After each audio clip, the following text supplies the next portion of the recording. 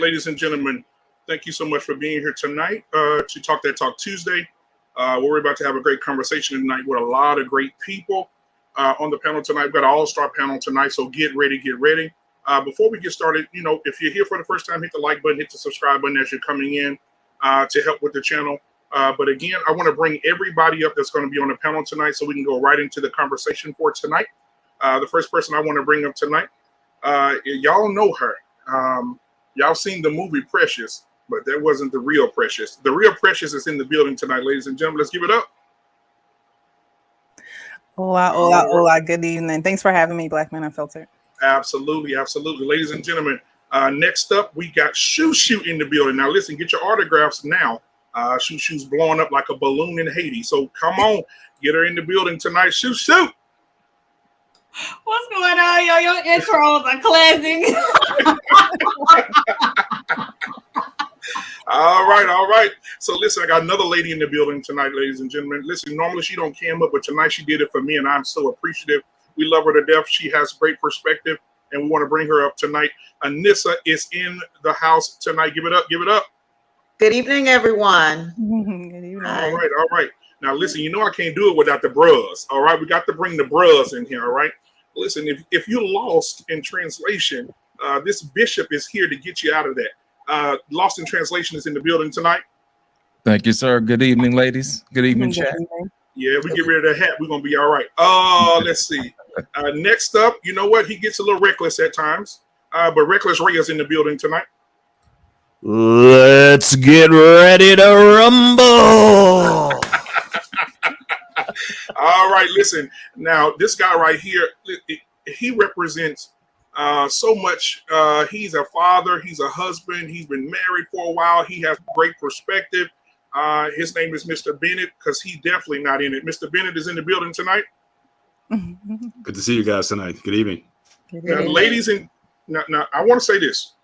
This is a copyright moment, so I don't want YouTube to strike me on this next person, okay?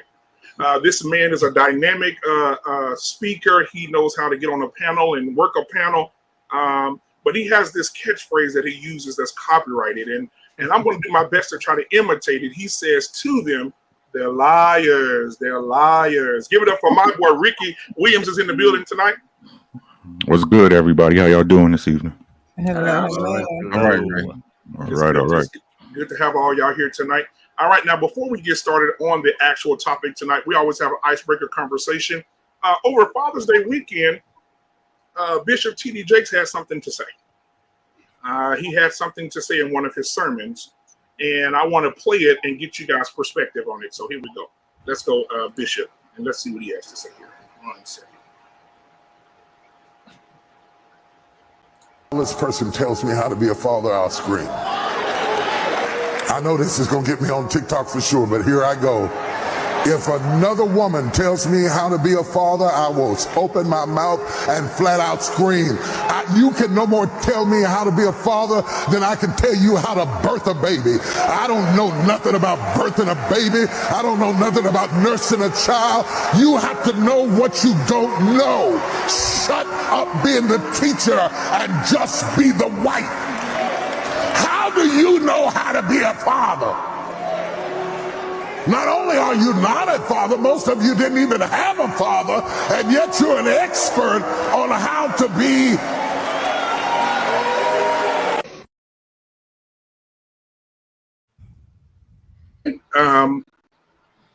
Ladies and gentlemen, we'll start with Sister Precious. What are your thoughts? And we'll go with Precious, shoot you all the way around the room. Real Precious, what's your thought? I agree with them. You know, you can't tell a father who has that authority and covering over his family how to do his thing with his family. You just can't. So I agree with them. Shushu? Well, I definitely agree with him. I think he made a powerful point when he was saying, I can't tell you how to birth a baby. I can't tell you how to nurse a baby. So how can you tell me how to be a father, especially if you didn't have one? So, I mean, a point well made. He can't argue with that. Oh, You yeah. muted, Black man. I'm sorry. Anissa, what are your thoughts? I agree with it as well. I thought it was a good point. I think that that dynamic between mother and father is a dance, and I think sometimes mothers may feel like they need to interfere or want to interfere, but I think you have to let a father do his job. I did have a little bit of pushback on it, but I'll if it comes back around, I'll bring it up. Okay, yeah, after this, I'll get your pushback on it. Mr. Bennett, what are your thoughts? I agree with a lot of it. I guess if I did have a pushback, it would be that unfortunately a lot of men don't know how to be fathers either. If you grew up in a single parent household, if the mom is raising a household, then how is the son? How is he learning to be a father if he hasn't had one? So that's a reality that we have to come to grips with as well. That the whole idea of fatherhood hasn't been elevated in society the way it needs to, at least in our community anyway. And so I think both men and women who are looking to occupy, certainly for the men who are looking to occupy that role, and for the women who are looking to support a man in that role, we all need a re-education to some extent. All right. Reckless? You muted. Muted. I think that what we're seeing here is going to be a good example of a lot of what we're going to see moving forward. The men in this community have had enough. The men in this community have had enough of not being men. The men in this community have had enough of being treated as adult-age boys. And the leadership that we've had when it comes to, nobody knows how to be these men aren't being taught how to be fathers. What they're being taught, though, is how to hate themselves. What they're being taught is how to second guess every decision that they make, because without a strong woman, you ain't nothing. Yo mama black. So there has to be something else, because what we've been taught has yielded a crop that's no good. So I think you're going to see a lot of men pushing back and be like, hey, let us sort it out, because the first father didn't have an example either. And we all came from somewhere. So chicken and egg, obviously there was a first father that didn't have an example and he figured it out. So I agree with them 100%. Absolutely. Lost in translation? Here's my whole thing about that. Our community needs to be taught to honor men. And I mean that. And what happens is whenever you subvert the father's leadership, you're teaching your kids not to honor him, and you're teaching other people around them not to honor him. And that's a bad thing. Let the man do his thing.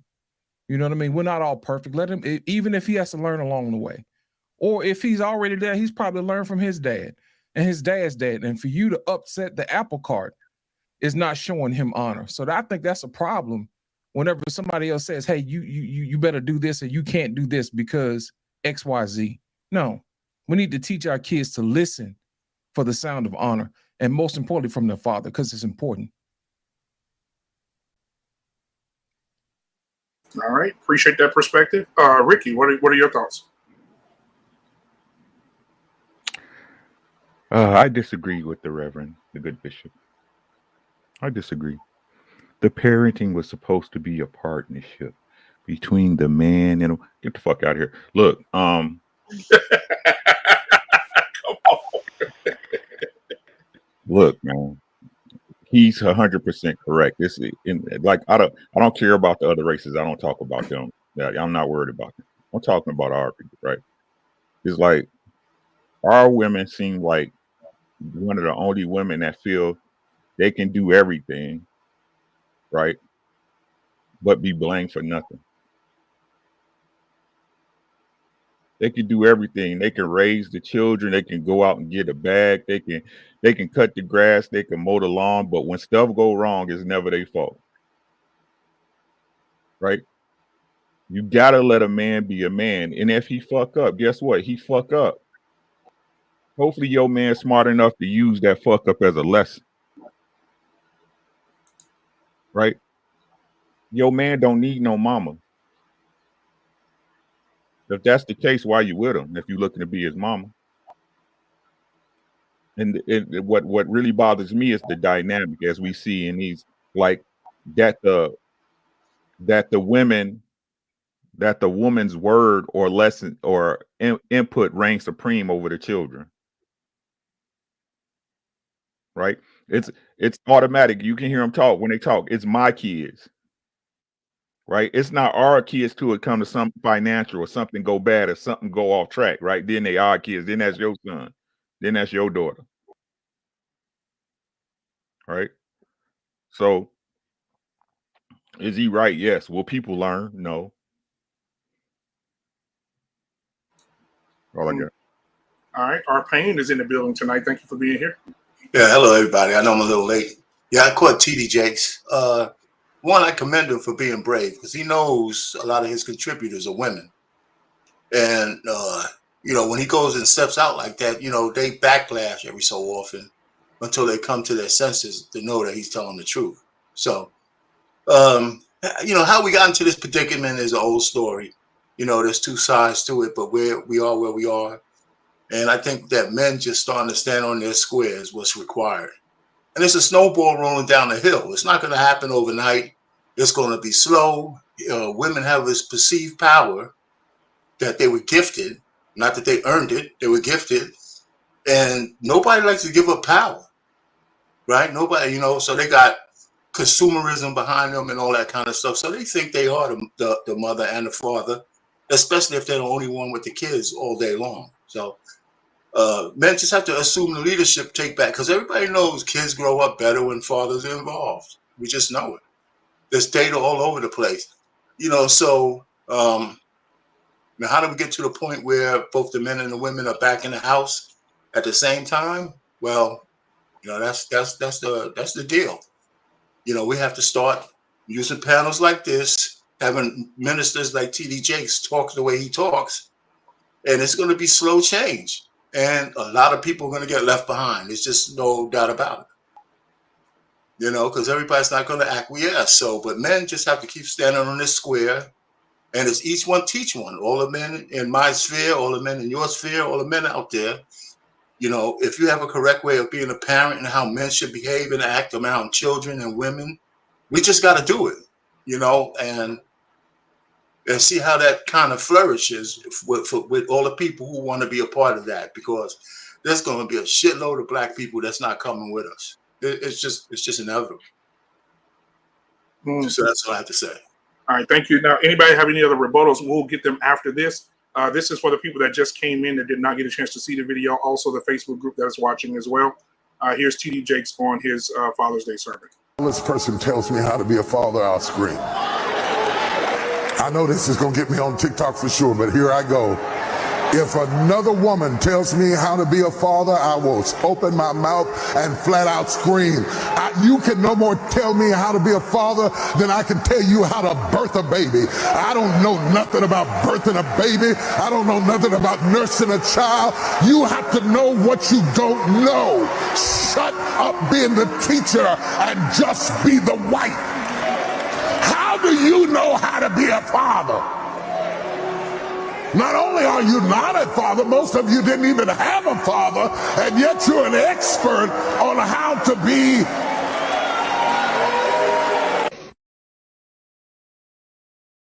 All right. Do we have any other rebuttals? Anybody? Because I know Anissa said she had something. Actually, Mr. Bennett said exactly what I was going to say. We know the statistics of men that don't have fathers in the home. And so my only pushback was, just like you say that the woman can't tell you how to be a father, but if you've never had a father and you've never seen it in your home, that would definitely impact your ability to be a father and to parent. So, absolutely. Anybody else want to add to that? I think it'll only impact your ability to father if the mother doesn't make it a point to surround you with coaches, with big brothers, with people, because you really can't help that your father walked out. You can't help that, but you can say my son needs an example, and I know that he needs an example because he's going to be a grown man one day.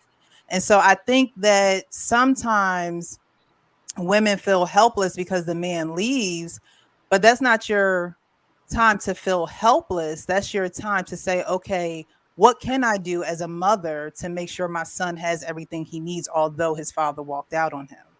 And I think that if women and mothers were focused on that and trying to be a part of the solution and not a part of the problem, then men, not necessarily growing up with their biological father, but they have someone. I know men that didn't have fathers, but they had male coaches. They had males that took them underneath of their wing and showed them, and they got in trouble and did things when they were young, but they said somebody snatched them up and said, hey, look, this is not the path that you want to go down. So I think that, you can't help a man, dropping his responsibilities, but you can be a part of a solution and say, okay, I know my son is going to need a group of men around him. Who can that group of men be? Can I say one thing to real precious though, real quick? I think there's a distinction we need to make between the men who walk out on their kids and the men who get kicked out by their ladies. Yeah, because a lot of men don't the dynamics of how the the women kids get raised, both girls and boys, is different in those dynamics.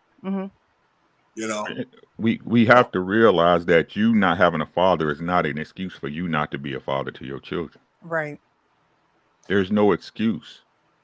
See, I think that's a problem in our community. Regardless, is that everybody wants to blame, the generation before them for what they go through today, right? And I said this before, and I'll say it again. Once you're an adult, you're responsible for your own well-being. That's physical, that's mental, that's financial. Stop blaming your mom and your daddy because they wasn't there. When are you gonna fix what's wrong with you? You is your life at the end of the day. And even said, right? Let's say you had a mother and daddy, right? At one time in your life, every single one of y'all had a point in y'all life that y'all questioned y'all upbringing. Every single one of y'all had a time in y'all life whenever you had a mama and or daddy, right? You was like, that don't sound right. I don't believe you. Mama don't know what she's talking about. Right? Because everybody goes out and find their own way. Right? So we really need to stop using that as a crutch about what you're not doing for your children. How about you do what you think what was best for you when you was a kid? Everybody got that example, don't they? That's something to think about. Anybody got anything want to add to what Ricky just said? I got one more thing. Here's my thing, black man. A lot of times when we had these conversations, they're usually hijacked with the worst of things. In this particular scenario, what the bishop was talking about, he is there. We're not talking to somebody who doesn't want to be there. We're not talking about somebody who is not there.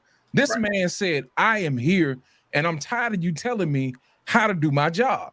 You see what I'm saying? We're not talking about deadbeat dads. And I think a lot of times we like to grab these topics and we like to hijack them and inject our own trauma into it and make it something that it's not.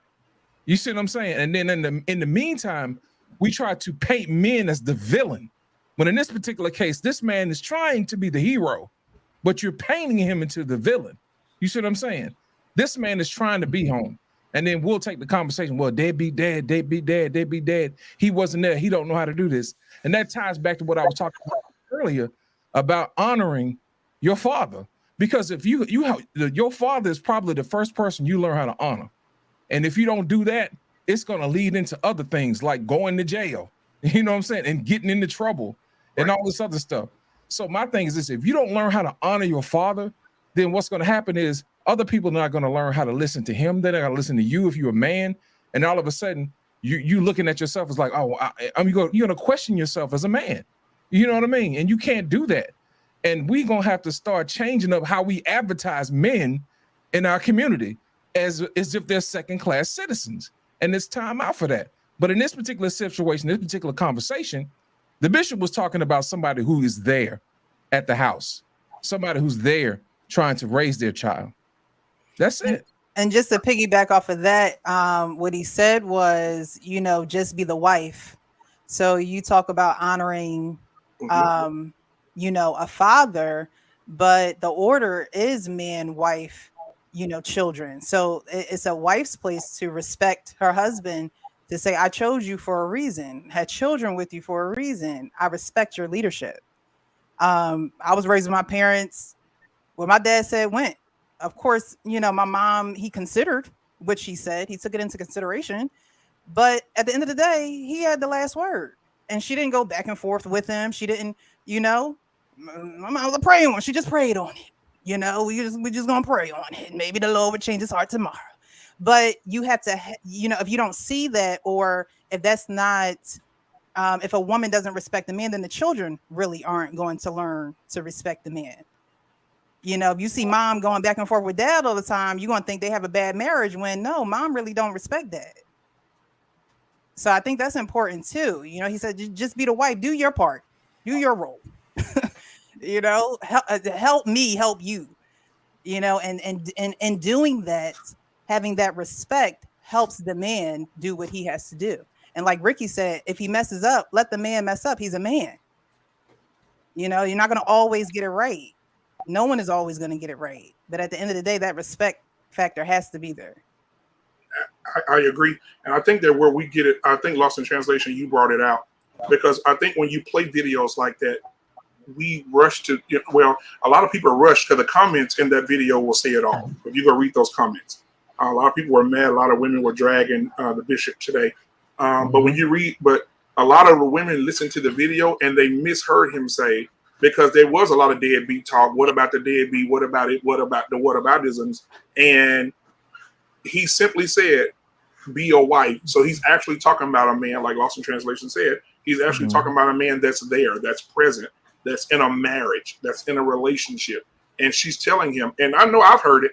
I've heard women say that. Hey, you don't know how to get, especially when it comes to discipline children, or I've seen, even with some people that are in my family, I've seen their women say, don't talk to my son like that. Right? Emasculate a daddy right in front of his son. Don't talk to my son like that. You don't talk to him like that. That's not the way you're going to talk to him. And you're going to do this and do this. And see, a real daddy would do this. A real daddy would do this. A real man knows how to be a daddy. And I think that's what TD Jakes is talking about. There's so many inexperienced people who are not men and fathers try to teach or influence men who are fathers. And I think that's wrong. I think wives need to stop doing that. I think that is a terrible thing, because of a large majority of the time, I think it's happening in front of the children. I think a lot of that happens in front of the children, intentionally sometimes and unintentionally sometimes. It just comes out in front of the children, and now the children are looking like, oh, that's how a woman's supposed to talk to a man? Oh, okay, I'll be cool with that if I end up dating a chick that talk to me like that. Hey, my daddy did it. Those are checkpoint moments, though, because that happened to me. I think it's instinctive that women kind of, claim the children, whether they do it unconsciously or not. Mhm. First time my wife did that to me, I told her, and I wasn't mad. I just say, listen, those are not your kids; those are our kids. You can't. Don't say that. I said, you need to stop. She didn't say it a lot, but I just said, let me check. Let me stop you right there. Because I said, those are our children. I said, they're not yours. I said, our relationship is what governs everything. So, and she stopped doing it, at least in front of me. I don't know if she really thought any different, but she just stopped saying that. Right. And that was cool enough for me. Yeah. The only point I want to respond to as far as loss in translation, I agree with most of what you said, but he's the one who brought up, if you want to say, the deadbeat conversation when he said most of y'all didn't grow up with a father. So if he would have said what he said and didn't introduce that into it, so he kind of brought it into the conversation for people to push back on that. So that's the only thing I want to touch on. But I agree with your point overall, though, for sure. Absolutely. Anybody else got anything they want to add to? I mean, if we look at it as a whole, I think it's really about what's the agreement before y'all even have kids, before y'all even, or if you're a stepfather or it's in a step situation, what's the agreement on what's going on with the children? You know what I mean? I think a lot of people jump in it assuming that it's one way when nobody has an understanding of what way it's going to be. I think that's a conversation a man should have off bat if he's planning to have children with a woman. Hey, just letting you know this is how it's going to get handled. Right? So, and it's like he said too, I totally believe that a lot of women just out of nature and habit, they claim the children as their own, that mother bear instinct. But even you could be a mother bear, but still misrepresented. You know what I mean? Mm-hmm. So I think that's a big problem in the community. So, yeah, I mean, and my question would be this for everybody, and we'll start with Anissa first. I think that the question I want to ask is, why is it that way in marriage? Why do we see that where a woman is telling her husband, "Hey, don't talk to my son like that," right? Because don't talk to my don't you tell my daughter that. Don't you tell her what she can and cannot wear. She needs to be expressive. She needs to, why do you think that happens in so many relationships where women are telling their husbands, and we're talking about marriage tonight, telling their husbands, listen, that's not what it is. Don't talk to my babies. Why do you think that happens? I think it just goes back to that protective nature of a mother. If you feel as though your children are, being mistreated, or if you feel like he is a little harsh, let's be honest, there are some fathers that are very strict. There are some strict disciplinarian men out there. And, mothers look at it as, that's my baby, and you don't want him to hurt your baby or be too aggressive or even harm the child. So I think it's just the protective nature of the mother more so than anything. They're just trying to protect their child. You have to take a step back. That can be difficult for some mothers because you have to really trust the husband that he's doing the best thing and he's doing what's in the best interest of the child. So it's just that yin and yang, and I think it's more so just being protective of our kid. Okay, absolutely. And so what about anybody else want to add to that? Real Precious, why do you think that happens? Because she can't turn the mother off. It's you just can't turn the mother off. I understand the discipline and the nurturing and things like that. I don't know. My dad was strict, and it was me and my brother. I think that especially if you have boys, let that man be a father, and with little girls too. But at some point, you have to turn off the mothering. You do. You have to hand it over, because at the end of the day, when you're talking about legacy, you're talking about continuing the family name. You want a strong man. You want a man that was disciplined in his children. You want a man who instilled a good foundation in their children, and that takes discipline. The children ain't always like it. The mother is not going to always like it. but it's what needs to be done in order to build strong, people in this world. We got a lot of weak people in this world. We got a lot of weak men. We got a lot of weak women. And a lot of it is a parenting issue. It's not a social media issue. It's becoming a social media issue because parenting has stopped. But a lot of it is a parenting issue. People are in their 40s and don't know how to manage their emotions. They don't know how to, do things and really grind and hard work. Like they don't grasp those things. And I think that comes from a father. I think it comes from the man of the house instilling that in his children. And sometimes you have to not worry about what mom is saying, because if it was up to mom, everybody might be weak. That nurturing spirit, we get to loving in on the kids, and we forget that they're going to grow up. They're not going to be in the house anymore, and they have to be adults on their own. So, I don't see anything wrong with a father fathering his children and saying, hey, love, hey, baby, hey, sweetheart, hey, wife, I got this. And she has to be okay with that. And it's a growing pain. Just like children have grown, everybody has growing pains. It's a growing pain. So again, on that point, right, it's another checkpoint moment. It's about that, and it's about trust. Because every so often you got to tell your wife that, no matter how I get, I'm not going to hurt our children, right? So you got to trust that when I discipline them, I'm doing it with love, right? So you got to let me go ahead and do that. But that also has to be a conversation from time to time.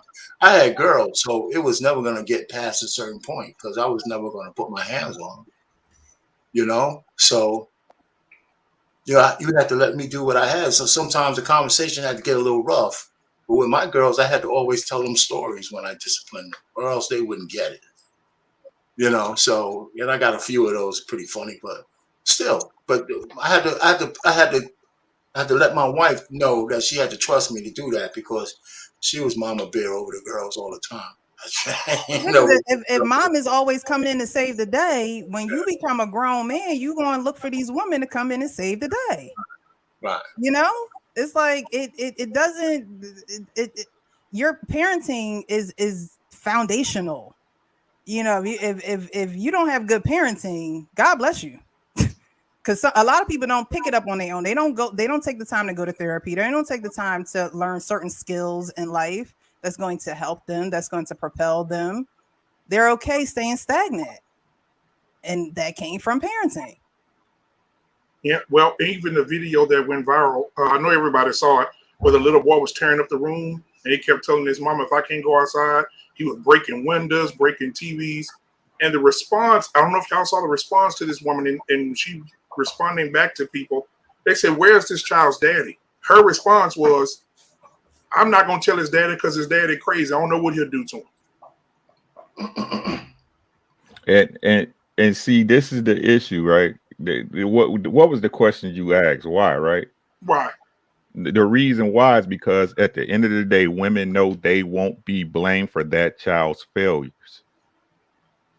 The dad will.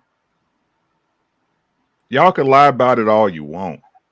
I don't care. Lie to yourself till you blue in the face. But at the end of the day, the beginning and at lunchtime, the blame of that child being not a contributor to society is going to fall. Where's his dad at? Where was his dad? Why wasn't his dad present? Was his dad there? Ooh, if his dad was there, you must have been solved. It's not going to fall on their feet, right? And this is why I keep making these points, right?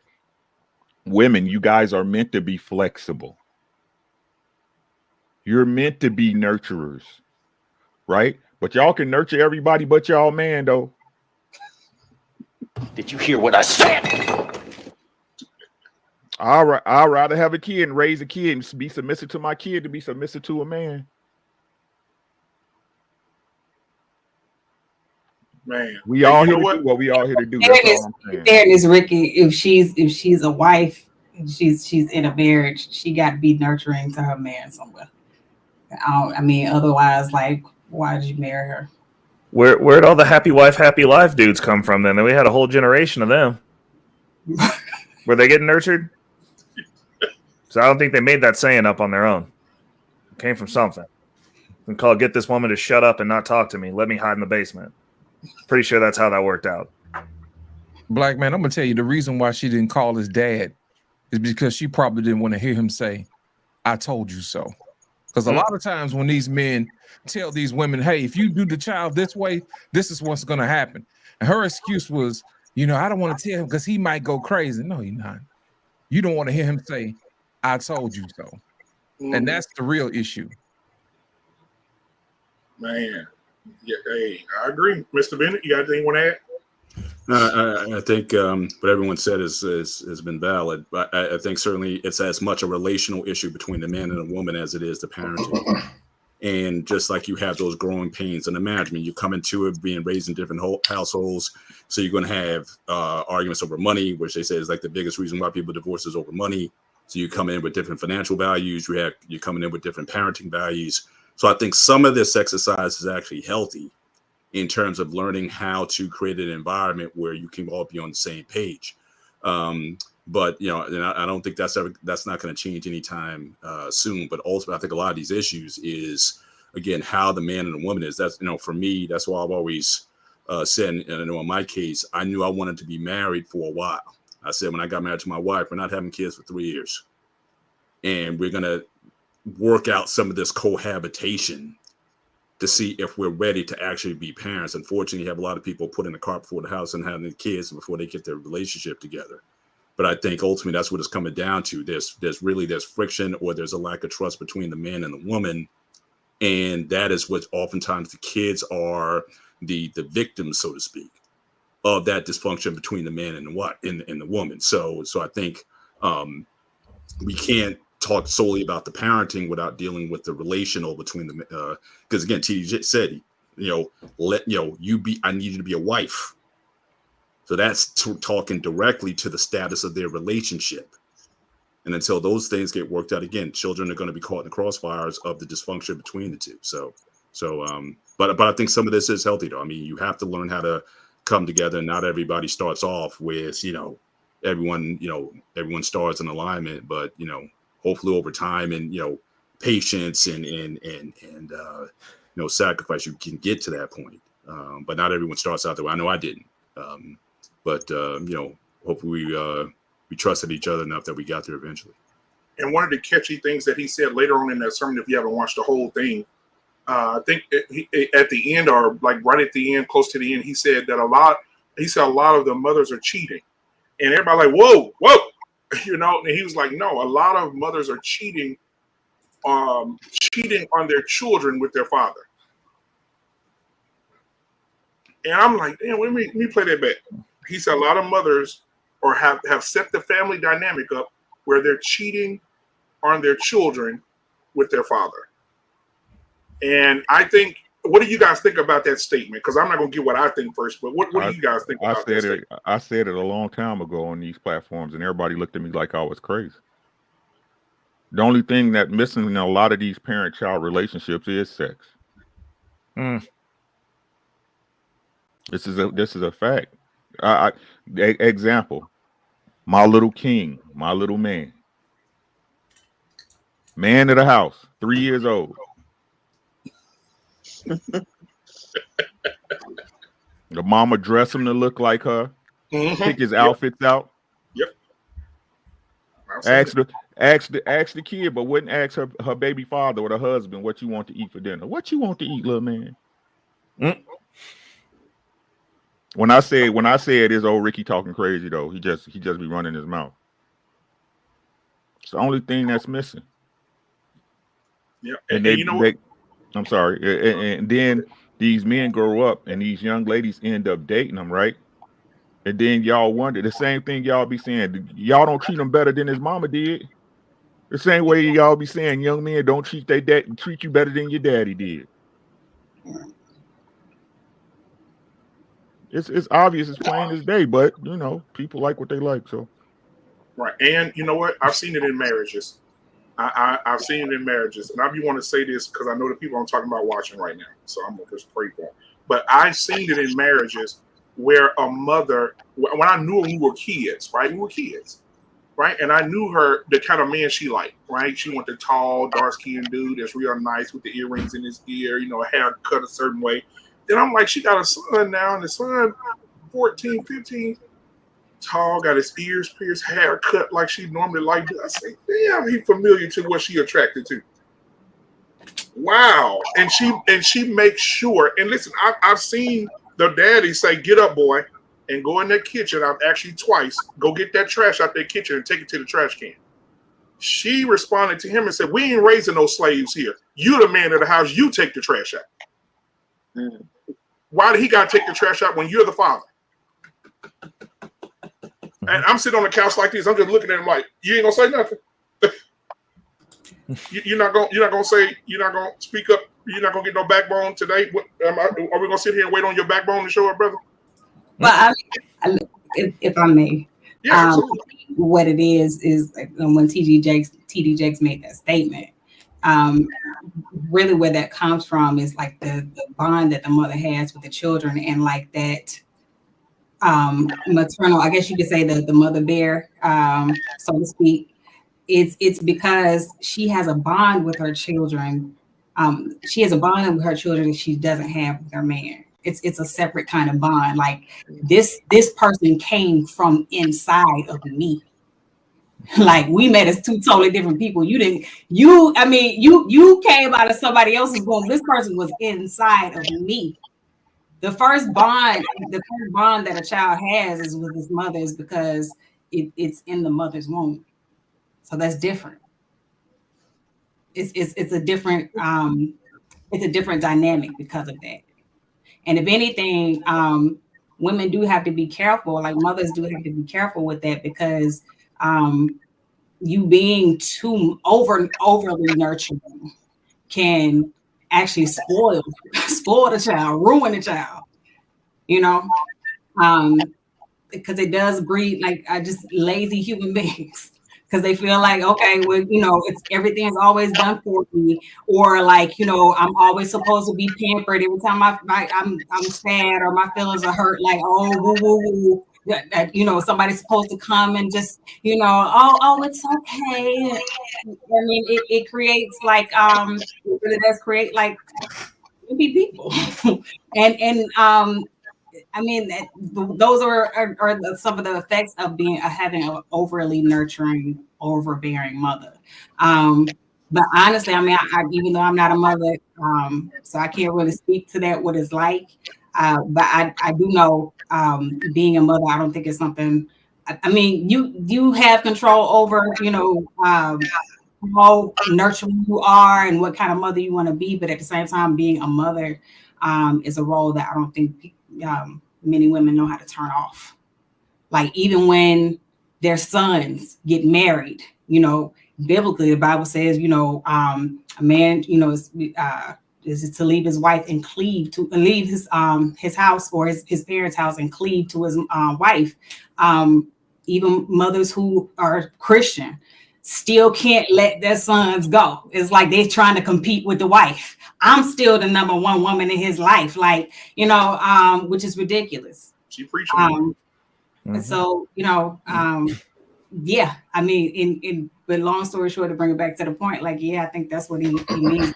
I just say that it's right or it's a good thing, but I'm just saying, like, it's really because the mother has a bond with her children that she just doesn't have with her husband. And you know what? I'll say this and I'll let everybody else go. You are absolutely I agree with you 1,000%. I think that when you have a child like that and you raise him like that in the image that you want to see your man, when he becomes an adult and he get married, that's why you have the phrase monster-in-law, right? Because you have a lot of mamas saying, that's my baby. You're not marrying my baby. Some of those mothers will manipulate the wedding, manipulate the party, the planned party, talk bad to the other family members about the wife, the future wife, like very manipulative women that say, that's my baby and I'll do anything to destroy this to get my baby back. That happens a lot. Man, I agree with you, Shushu, completely. I think it's a way to nurture your children. Then it gets to a point you got to let them go. And that goes for the fathers too, because Mr. Bennett, I get sick to my stomach when we talk about young ladies when they're starting to, get into their sexual being. And I got 3 daughters over here, and I'll be about to throw up because I don't know how to handle it. I'm praying about it every day because it's a problem for me. I'm gonna have PTSD because I have a 19-year-old here right now. She's beautiful. And I every day I'm going to work and I just say, oh, she's so cute. Somebody gonna be trying to get my baby, and it's hard. But as my wife would say so eloquently, babe, you gotta let her go. Mm-hmm. You gotta let her go. I said, yep, I know. I can't imagine what the wedding days are gonna be for you, like Black Man. Oh, You have to hand her over. If anyone has any objection, you might be the one to raise your hand. You know what I'm gonna do? Who gives this girl away? I'm gonna say me. Right? I'm gonna dap the groom off and I'm gonna whisper this here. I kill you. That's how you do it. Bring bad boys right to the altar. Right to the altar. Swear to God, I kill you. Oh my baby, I kill you. But man, it's hard. But being a parent is hard. Letting those babies go, but you have to. And just like you said, you can't overdo it because if you overdo it, you're tying too much to that child. That child's gonna become dependent. He's gonna be he or she's gonna become entitled. They're gonna think the world gonna give them everything, and then as soon as they get out in that world, everything that you babied them and sheltered them, when they get out in that world gonna beat them to death. Mm-hmm. Beat them to mom. Judge Lynn Taller was talking about it as because I used to love divorce court, especially when she was on there. She was going off on this guy's mother. Because she was like, at the end of the show when she give words of wisdom and stuff, and she gave words to the wife, and then she gave words of wisdom to the husband, even though it was getting divorced, and then she gave words to the mother, because part of the reason why they were breaking up is because he was so dependent on his mother, and he was comparing everything she did to his mother. And she was like, I'll never be as good as his mom. Like, he might as well be in a relationship with his mom. And Judge Lynn told the mother, she was like, listen, she was like, I understand what it's like to be a mother. She was like, but I have so many people coming here, so many women coming here complaining about their husbands not being able to be a man because the mother don't know how to stop being a mother. She don't know where to draw the line. And you making them weak. You making them like that. And them kids, I'm gonna tell y'all something. I'm gonna get Dusto up here. These kids can ruin a marriage. If you let them, if the wife is that invested in those kids that way, she'll start being more on the kid side. And I think a lot of women, like you said, Shushu, they don't know how to let go. Like the man could come in. Let me give you an example. With my wife would tell the kids, they were younger when they was 6, 7, 5, whatever. They'd be running around playing, jumping on the couch, and she'd be like, "Y'all stop, and have a seat." And I'll be on the phone with her, headed home, baby. I'm headed home. I hear them in the background still going. So they're being disrespectful. Okay, cool. I'll be there in 10 minutes. Right? I walk through the door. When I walk through the door, you can hear a rat pissing on the cotton ball because they knew Daddy was coming. And I tell them to their face when they were younger. I'll look them right in their face. I say, "Don't disrespect my wife again." Because they need to know the hierarchy of things, right? God over husband, husband over wife, wife over. Don't disrespect my wife. You're part. These children need to know they're part of the family. They're not a part of the marriage. And if we don't regulate that, that's how the divorce rate keeps going up. But Dusto, what are your thoughts for tonight, bro? How can I explain it? I agree, given that the man is the person he's supposed to be. A man who's an established leader, fall in line. A man who's trying his best to be that leader, fall in line. However, every man ain't that dude, and every woman is not also a representative of the nation of Wigwam. Meaning the default is not just the default. You show up and be a man, and a woman shows up, and if you understand what I'm saying. It's not just default, be a man, show up, and everything's just supposed to be perfect. You know what you're doing. Otherwise, that woman might need to be ragdolling you up and down the street. Yeah, that's out of order. Yeah, that's out of order, though. It's already out of order. And he out of order. But the man that we're discussing tonight is the man that's there in a marriage, and the mama don't know how to let go, and she's too lovey-dovey with the kids. right? Oh, To fair say game. that no discipline, no structure, no nothing. Just hold on, I got it. I'll do it because you too aggressive with the boys. I got it. You know what I'm saying? You too, right? It's always you too, right? Because like I said again, I'm telling you from what I've seen from experience, anecdotal experiences being around family. I've seen mothers say to their husbands, "Don't talk to him like that. You too aggressive. Don't be in his face like that." And he'll be like, "Well, baby, he disrespected you. You just told him to come over here and do this, and he's not doing it." And she'll be like, "But dog, that's too much. That's too much. You're doing too much." No. I haven't seen them go in the room away from everybody and go in there and shut the door. You can hear them arguing in the room because she feels like he's doing too much with his boys. These are boys, right? Your wife should not be hiring a yard man when you got 3 boys living in your house. Mm-hmm.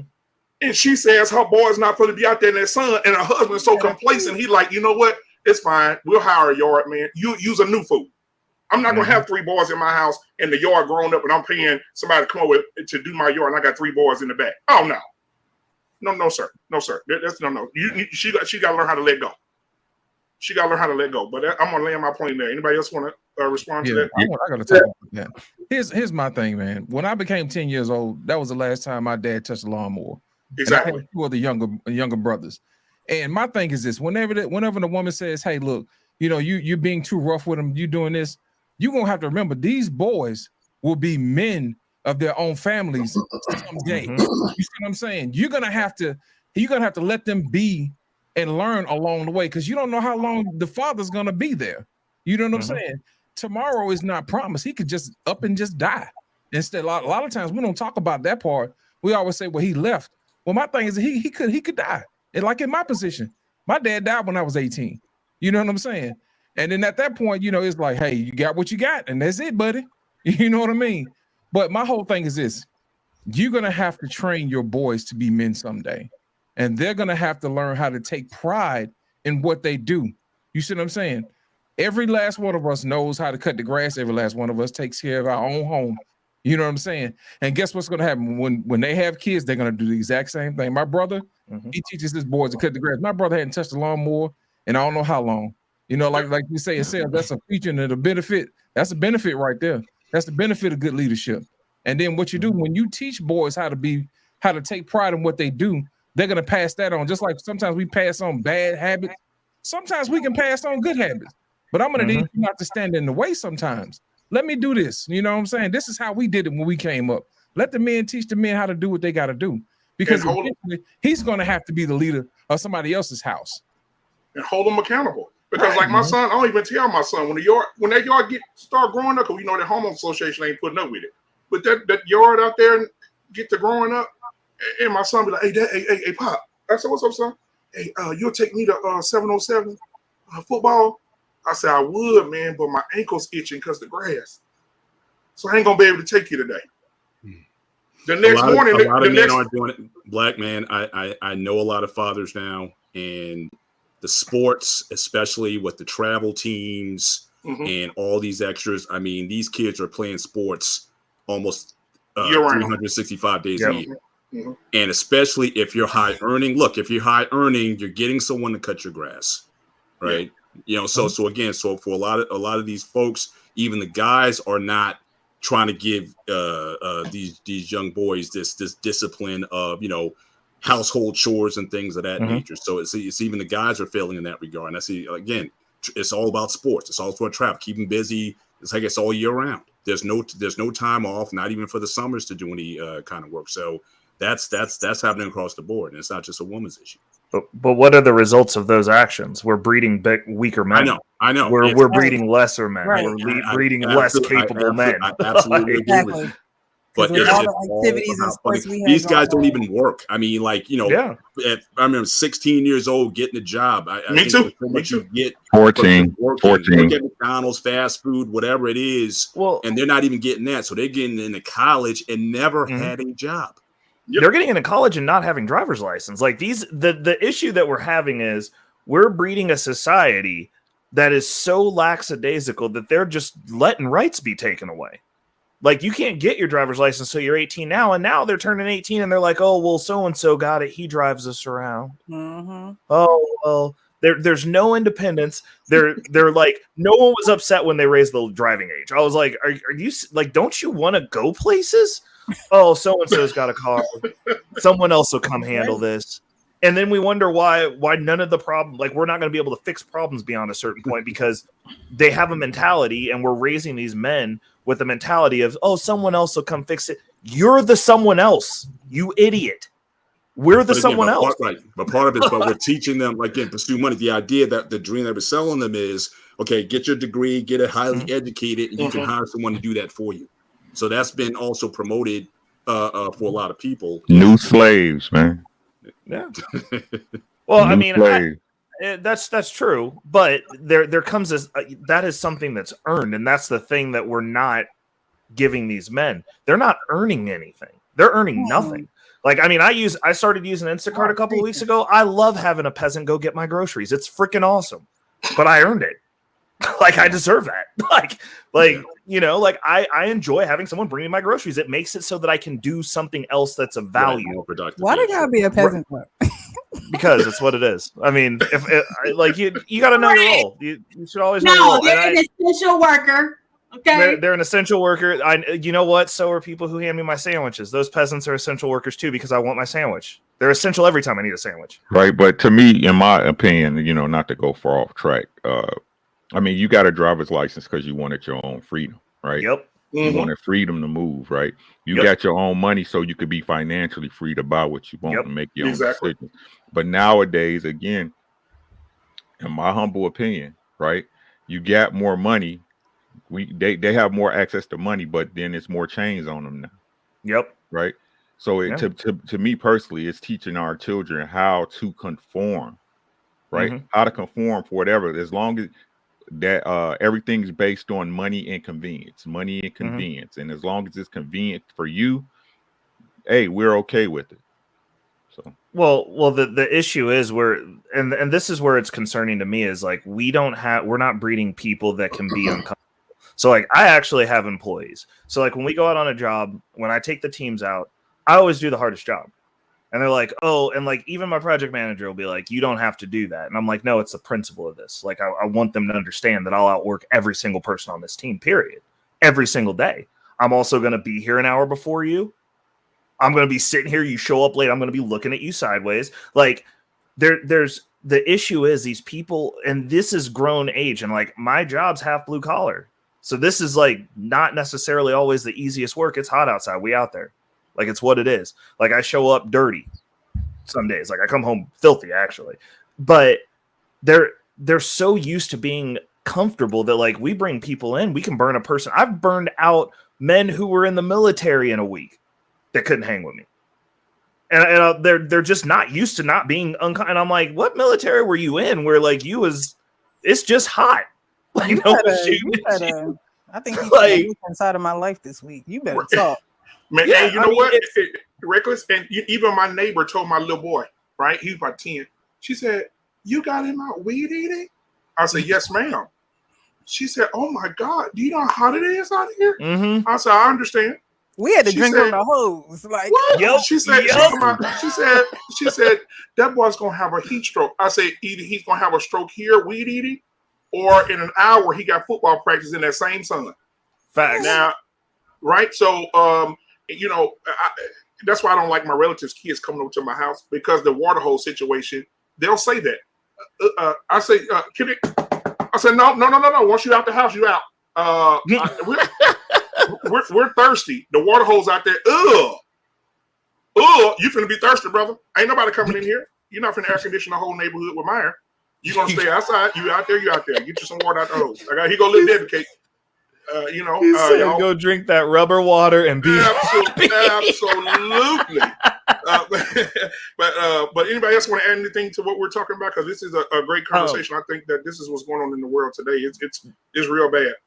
The one thing that I wanted to add was, and it was what I was actually wanting to say this whole time, was there's part of this whole son husband thing is men don't have a rite of passage. Like I know exactly when I became a man. Most men that I talk to, I ask them that question. and they look at me like a deer in headlights because they didn't have an actual rite of passage. Like, I moved out of my house for a year when I was 16. So me and my mom was going back and forth. She was always on my neck. And I was like, nah, like, this ain't happening. And we had a definitive moment where she was like, you couldn't survive out there a day by yourself without me. I packed my shit up that morning. By the time she got home from work, I was out. Had a whole ass apartment with the homies. We gone for a year. Couldn't find me. And that's a detective. Couldn't find me. Finally tracked me down, wanted me to move back home to make sure I graduated my senior year. I was like, cool. We've been straight since. Like, she knows that there's a definitive line. I'm like, I will cut you off. like you do not make my decisions for me. You do not guide for me. If you can't respect me as a man, then you will be out. This isn't I'm going to capitulate. Like, you will sit there. You talking about you going to die on that bridge? I'll bomb the bridge with you on it. Dang. But like, that was the only way that she was going to ever respect because she's like you said, like she birthed me. She raised me, and like, I'm a knucklehead, I'm independent. Right. Yep. And she was like, you couldn't do this by yourself. And it's like, it's hard when those children start breaking away, but that's a natural part. But most men don't have a definitive, like, this was the cutoff point where my mom knew she didn't make decisions in my house or in my life. That's a cultural thing, though, right? Reckless. Yeah. No, it's not. Our pain. It's not. Well, from the standpoint, and I hear what you're saying. You're right, but there's a lot of cultures who have a rite of passage for both men. Yep. Oh, yes. That's what I meant. Yes, 100%. But I know what you're talking about. I mean, but if you're not finished, I wanted to add something to the story that you have. But I mean, to my story like that. Okay. But yeah, that's like he's saying, there's no rite of passage for men in the West, period. And there's also not like a definitive breaking point where like those men, when they have their own households and they move on in life and they get pushed out that door and they're told to go fly, are making those decisions on themselves. And you see that all the way into grown age men. You see men in their 50s that their moms are still alive. They're still making decisions in the house.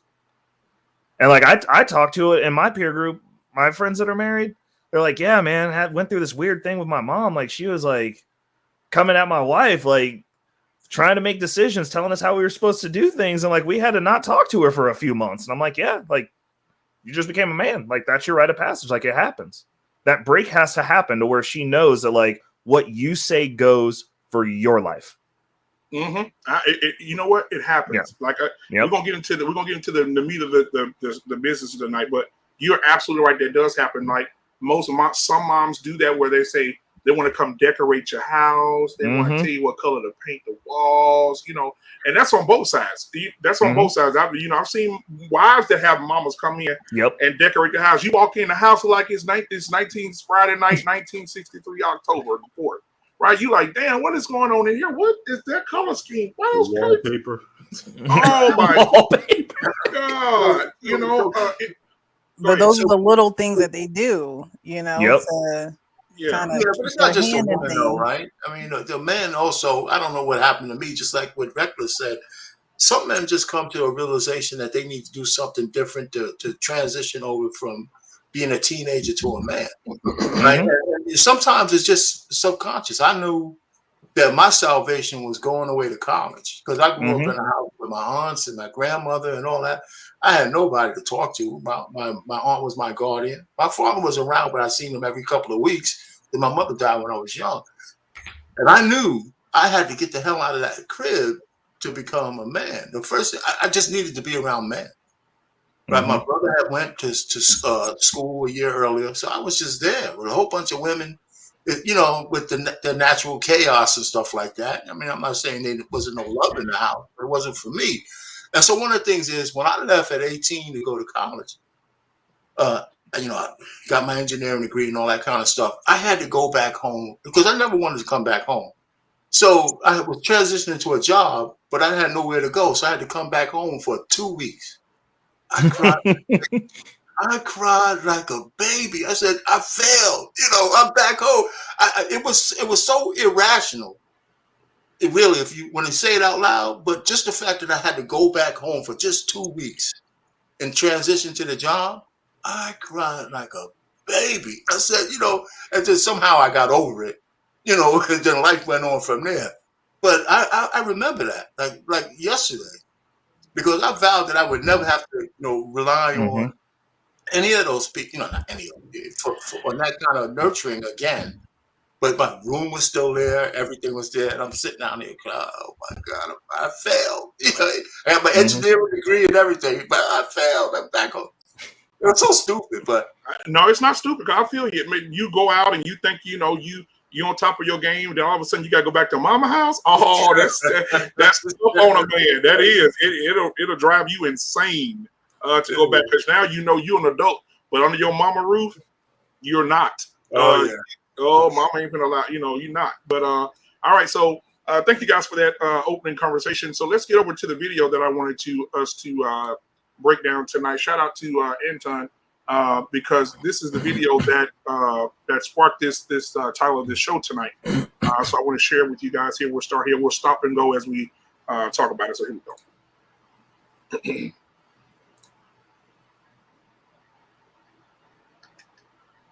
All right, here we go. We'll start it. Everywhere I go, my wife is literally right next to me. True. There has not been a trip that I've taken over the past maybe 3 or 4 years that literally my wife works for me. Okay. Right? But even with her being with me, I still need to reduce the amount of time that I spend with on work in order to make more time to spend with her. Because you're working, you're not spending time with her. All right, so that's I guess it'll come back in a second, but we'll start right there. So far, he's talking about spending time with his wife. His wife is asking him for more time, and he's saying that, I want to give you more time, but I'm on the drive here. I'm trying to make something happen here, and I can't give you that time that you're asking for. What do you guys think about that so far? I'll go first. It depends on what you signed up for. Everybody says they want a high value man. They want the lifestyle. That's the lifestyle. We're working. We're busy. Like, that's just what it is. Like, there's a cost for everything. And the cost for certain lifestyles is, and then you can look out and look in and you can see the Instagram photos and you can catch those glimmers of, oh, well, it looks like they just don't do anything. Like, I know my wealthiest client is a billionaire, and that dude, we were sitting there talking one day, looking out at his pool, because he works from home. He's set up, like, he gets to be at home all day. We're sitting in his office that overlooks his pool, and I was like, man, that's a really nice pool. Like, it looks good the way that it came out. He was like, yeah. He's like, I'm never gonna get in it. I was like, what do you mean? He was like, it's like, I sit up here and I watch everybody else get to have fun in my pool, and I built this. And he was like, I really don't get to go out there that often. He's like, but I get to see everybody else enjoy it. And he's like, I like that. But he's like, I don't get to get in it as much as anybody else in this house because I'm always in here. That's the cost. Someone has to pay that price. Just what it is. It's the role. It's the role of a husband. Oh, I just want to say this. I think in our show, the Mendrell with Unapologetic with Mendrell Shushu, last week we addressed something similar to this, and when what's called TJ came up on a panel and she was talking about it, she made a great point. Like, just because you're there, just because you're in a room, doesn't mean you're there. Doesn't mean you're present. You're not engaged. So with Anton saying that his wife is with him everywhere he goes, like, just because she's with you, and just because she's there, doesn't mean you're there with her. And what I mean by that is, you're not. I mean, we can be in the same room. You ain't paying me absolutely no attention. You haven't not acknowledged that I'm there at all. So that's a difference. Like, in time that's engaged is actually like where you're actually giving me like your undivided attention. It's not you're on a computer and you're sending emails and you're doing this and you're doing that, and I'm just literally in the room just there. There's a difference between being in the room and being engaged. And that's with anything. And that's simply what she's asking. Give me a moment of time where you are actually engaged. Yeah. That's it. The other thing that I would add for context is, I mean, if you're trying to be a big social media influencer and guru, you're never unplugged. It never turns off. This never turns off. And I think that's more or less the issue, because, like, I mean, in all honesty, I don't know any billionaire social media influencers. I'm just saying, just throwing it what it is. Every billionaire that I've come across actually built something. Generationally. But like it like I said, when it comes to like what you're signing up for, like those guys actually do have time where it's off, because they don't have to sit and constantly be on social media and constantly be engaged, constantly trying to make sure that people are feeling them out there in the algorithm so that they go look at their channels. That is a different lifestyle. Like, I mean, social media influencers, I would almost say that would be a red flag career if that's how your dude's getting it, to substantiate that lifestyle, because that literally never turns off. You can't put your phone down and put it down. You can't. Like, your business never goes away. Like, that's actually like one of the hardest. I would say that'd be really hard on a relationship. You got people that you never have privacy. This thing never turns off. And you're always tempted to be engaged, because these guys, regardless of what anybody wants to say, get their dopamine hit from this also. So you become addicted to this. Turn your phone off for a day. Leave your phone at home for a day. See what happens. Russ has told not one lie tonight. That is very a joke, but he ain't gonna lie. But here's the thing. Here's the kicker. And this is across the board for human beings. We make time for what we want to make time for. Mm-hmm.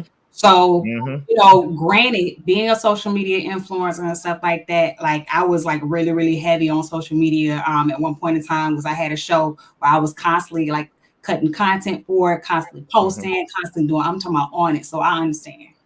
But at the same time, I made time for things that were like very important to me.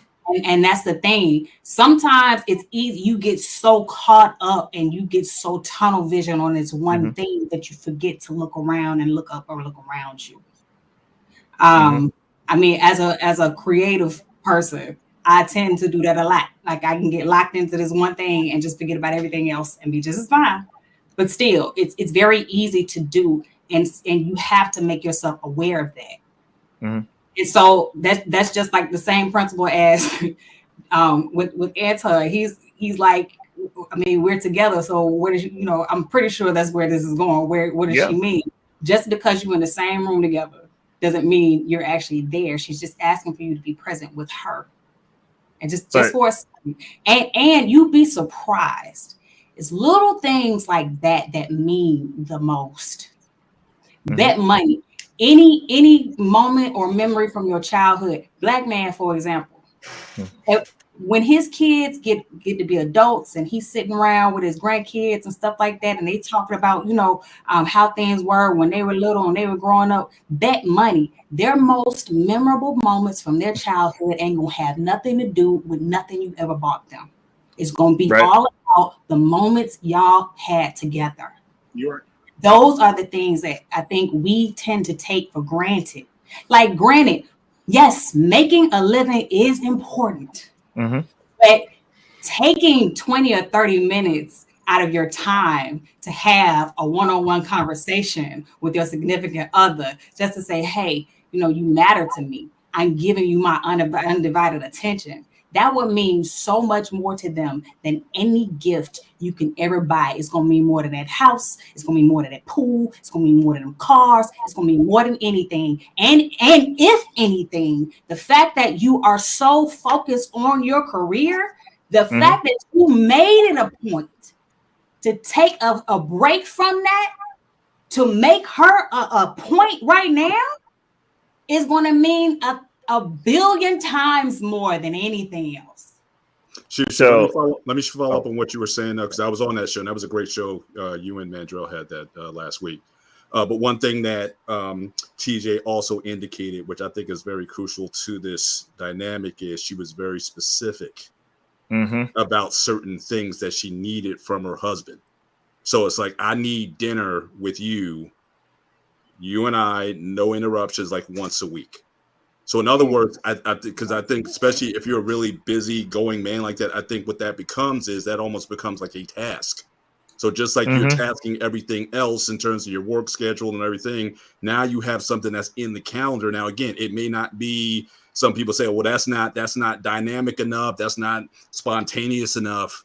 But if you're truly a busy couple or busy man, look, stuff's going to be on a schedule. Even sex, that's sometimes going to be on the schedule. That, I know people don't like to hear that, but there are times where it's like, all right, Thursday and Friday, 11 p.m., be ready. I'll be there. I've heard it. That's how it's going to be sometimes. So, I mean, if you're in that space, so again, you're a bit for a woman to be able to communicate that. So for you to just say, I just need more of your time, or I just need you to be present. For a lot of guys, especially if you're driven, we don't necessarily understand that. But can you put it into a context that makes us say, okay, yo, we can do that? My question is this, right? Was it that way before the money or after? Right. Yeah, that's a good question. Was it that way? Was it that way before the money? That's a good question. Right. Was it what the time? Yeah, that's the demand for time. Right? Was it that way before the money? So what this is what people don't want to admit, right? You trading lifestyle for love. That's what y'all don't want to admit. You trading a lifestyle. No, I just think it's time management. It's more priority. No. I'm not gonna give you this one, shoot, because you know your man better than anybody. You know your man. You know what you signed up for, right? So if the mission was, give me a second, right? So if the mission was, hey, I'm getting this money, right? If I'm gonna get this money, I gotta get it. I got this lifestyle, and that's what you signed up for. You got to take everything that comes with that as a woman. If not, leave. Here's why I got pushback, Ricky. When a man, in order to get me, he had to pursue me, which means number one, he didn't get that ambition after we got together. He had to get ambition before we got together. Ambition and all, he made it a point to pursue me, to make me a priority, to make time for me, to get me, because he wanted me, right? So now that we're together, that's not supposed to just fall off, and I'm not just supposed to be like, oh, well, this is just my man, so I forget about all that. No, I should still be a point somewhere in your schedule, in your life. Like, granted, I understand. I'm not going to, like reasonably, I'm not gonna be like, oh, you got to spend every night with me, every day of the week or something like that. Like, nights are just for me. You know what I'm saying? Like, granted, I understand, especially with an entrepreneur lifestyle, it takes a lot of your time. But I do expect some time somewhere.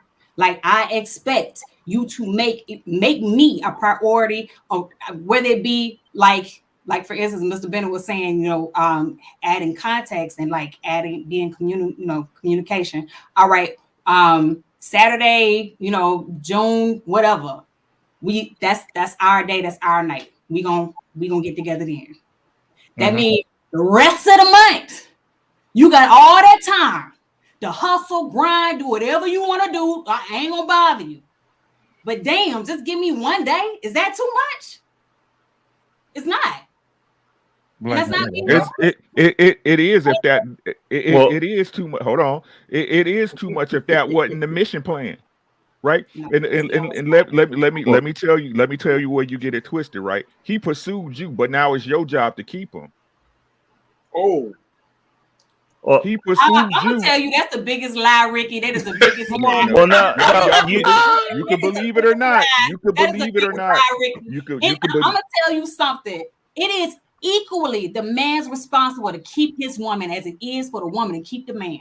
You hear me? So many men have lost their women having that same mindset. It's your job to keep me. No, it's your job to keep me too, boo. And then maybe you should have been lost. Listen, my granddaddy told me one time, he was like, don't start now with a man you ain't willing to keep up. Because he gonna keep expecting it. And that's the same thing for a woman. Don't start now with me you ain't willing to keep up. Right. Well, this conversation, actually, your guys' back and forth is the definition of how you start is how you have to finish. How you start in that relationship. If you going all out and doing all this rah-rah and you're doing a bunch of extra shit, you got to keep doing that. You don't get to stop. Right. That's not fair. You've set up a false expectation. And women function on patterns. Once that pattern deviates and gets to a point that becomes no longer acceptable, you are going to have problems. And like, we can sit back and forth and usher out the talking points of it's her job to keep you. But like, the reality of it is, even if she's going to be in a worse spot, which most likely will, you still aren't going to be able to keep the woman that you went out of your way to get doing a bunch of extra stuff that wasn't you to begin with. So how you start a relationship is how you have to finish it. You should not be doing. And that's why I asked the question. Where's the balance? That's why I asked the question. If it was that way before the money, then of course you got to maintain that standard. But if before the money, if it was I'm going to go get it, you simply got what you asked for. That's all I'm saying. Right. Because what if he started when he first started at his job, he was a junior executive, and now he's been promoted after 7 years. He's the CFO. Yep. Those are two different job dynamics that's going to take much more time on each side. So when he was a junior executive, he could take that time off and spend it with you because he was grinding to a goal. But now he's a CFO. He's being pulled in 8 different directions. And so now the time is going to be very limited, right? Because he could be out on a date with you and that phone ring. We need Billy. Where you at? Oh, I'm out with the wife. I can't. No, we need you now. I got slight pushback. Go ahead. I'm just hearing all these dramatic miracle situations where there's all this money floating out the sky that all these married people are getting. All these CEOs and all these decisions where they got to mortgage their kids and mortgage their wives just to make all this money. To buy what? This is TV. Most people work. Most people are the people who are married. They either like each other or they don't. Honestly, most of them don't even like each other. So they married. It's all collapsing. It ain't got nothing. And here's the other thing. Because YouTube, everything is about, which is the dumbest shit I ever heard in my life. Everything is about protect and provide and all this money. Then you complain about gold diggers and then get a prenup. So what is she marrying anyway? But we're actually talking about, but we're actually not talking about those talking points you're talking about. We're actually talking about a man, because a man that maybe let's say, for instance, the average man and a woman has 4 kids. You got a wife, 4 kids, mortgage, insurance, car payments. You got the kids' school events, right? When you get, I'm telling you, Dusto, I trade places with you for 6 months. I guarantee you, in 1 month you come back and say, "Nigga, I'm done." You got all these different things. Your kids playing softball, that's $500, $600, $1,500 here, $1,500 there. 707 tournaments, AAU tournaments, $1,000, $800. You got to grind. You got to get out and grind, and you don't have time to slow down when your kid need $800 for that soccer tournament. They going to California to go play a softball game or go and do AAU. You got to grind. You got to grind. Black man, hear me out. My parents were young when mom sold cars. She was making more than he was. He was in the Navy. Then it got, because he made his rank pretty quick, and he got 3 monsters at home. Then he can get E7. Oh yeah. But you make E7, you ain't gonna be home, and we getting bigger. He chose family. He made the right decision. My mom was selling cars, went up to management. Then it got to where it was a problem. She picked family. I don't ever remember starving. We was good. Where's all this ridiculous money that has to be made so much that you have to sell your blood plasma and work 76 hours? Let me say it again. I have 6 children that are active. I have 1 in college. You already know what those funds look like, right? I got a son that's in AAU basketball. I got a son that plays football. He runs track. He does 3 different things. I got another daughter. She plays volleyball. She plays softball. I got another son that plays basketball. Another daughter that plays basketball. Another son that plays basketball and football. Those fees together, or somebody's mortgage and car payments. Black man need to be. It's responsibility. God bless you. You got to. You need to be on the pole or in the corner or something right now. Wow, bro. he said shake something. But No, that's but I'm just saying, you asked the Most question, I'm people don't even answering. have any kids, bro. But Most that's what I'm people got one, two, and whatever. I mean, right, hold on, right. I'm saying this. That's what I'm Or saying, Scam. That's what I'm there's- saying, though. Like and it has to be. Y'all said the word balance, right? But you can't no balance, you die. right. But listen to what I'm saying. I mean, you're gonna die either way. We can't see. You can't substitute love for lifestyle. Somebody got to give. You see what I'm saying? Ladies or men, because I think some of these men are hoes for lifestyles too. You know what I'm saying? It's just the facts of the matter, right? If you want to be in all this shit that really don't matter at the end of the day, it matter to you, it matter to some. You know what I'm saying? But if that's what your priority is, you got to understand you ain't gonna be able to be with your girl. You ain't gonna be able to be with your kids. So suppose, like I said before, right? We try to buy our way into legacy. Right? No, legacy comes from the lessons that's learned and passed on, right? That's why our kids don't. That's why these new kids don't have no structure now, because your teacher's an iPad, right? Your influence is Instagram and TikTok, right? They run conditioning over the kids more than their parents. All these kids is jigaboos, right? Want to do the little stupid dance online. All y'all looking like a little dumb video game and shit at the same time, but that's neither nor there, right? So that's why I asked you, if money was the motive from the beginning, right? Don't get mad down the line. That's all I'm saying, right? You got to understand, if you want a man home with you, he ain't gonna be like, you ain't gonna be able to go to Dubai every month, right? You can't you can't check a first class flight, 5 days a month, every day of the year. You can't change. It's not gonna happen like that. Why you think when you hear these people, the examples everybody use, right?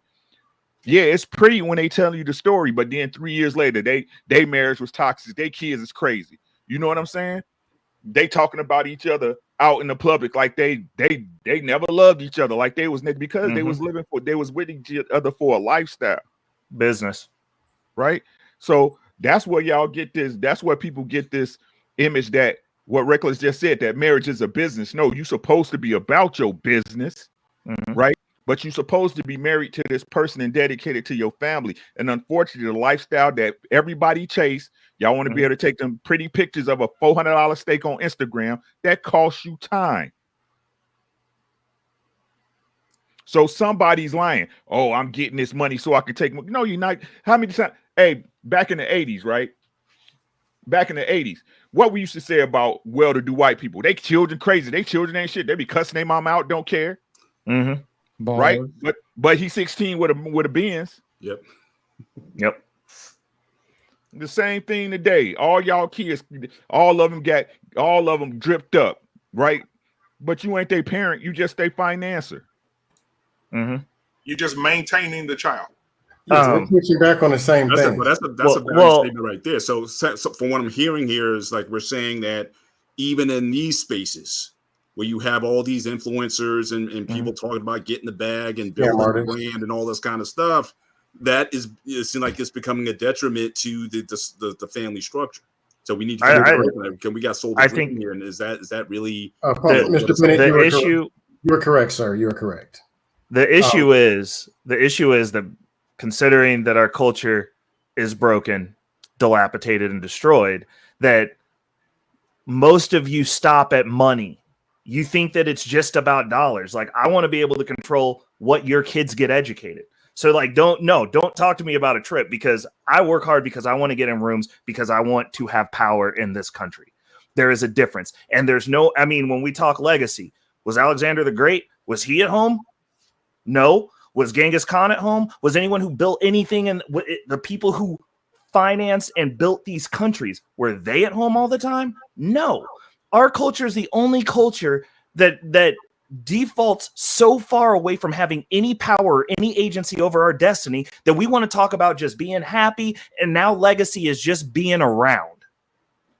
None of this stuff that got built, your air conditioning, the internet, the computer that you're on, the phone that you're looking at, none of those dudes were home. Those are legacies. No one's gonna go, oh, Harold the Harold the computer programmer, no one gives a fuck about Harold. Harold made no dent in this planet. Why are we settling writ large to be less than what we're capable of, and worse yet, to be in a situation where we are so much more resilient, so much more talented? We've been galvanized. We are literally walking diamonds, talking about being at home and raising a family, and that's a standard. When we could be building civilizations and getting some sort of influence in the country that we found ourselves in. We didn't choose to be here. I'll take family over any of that. Give me family. That's totally fine. That's totally fine.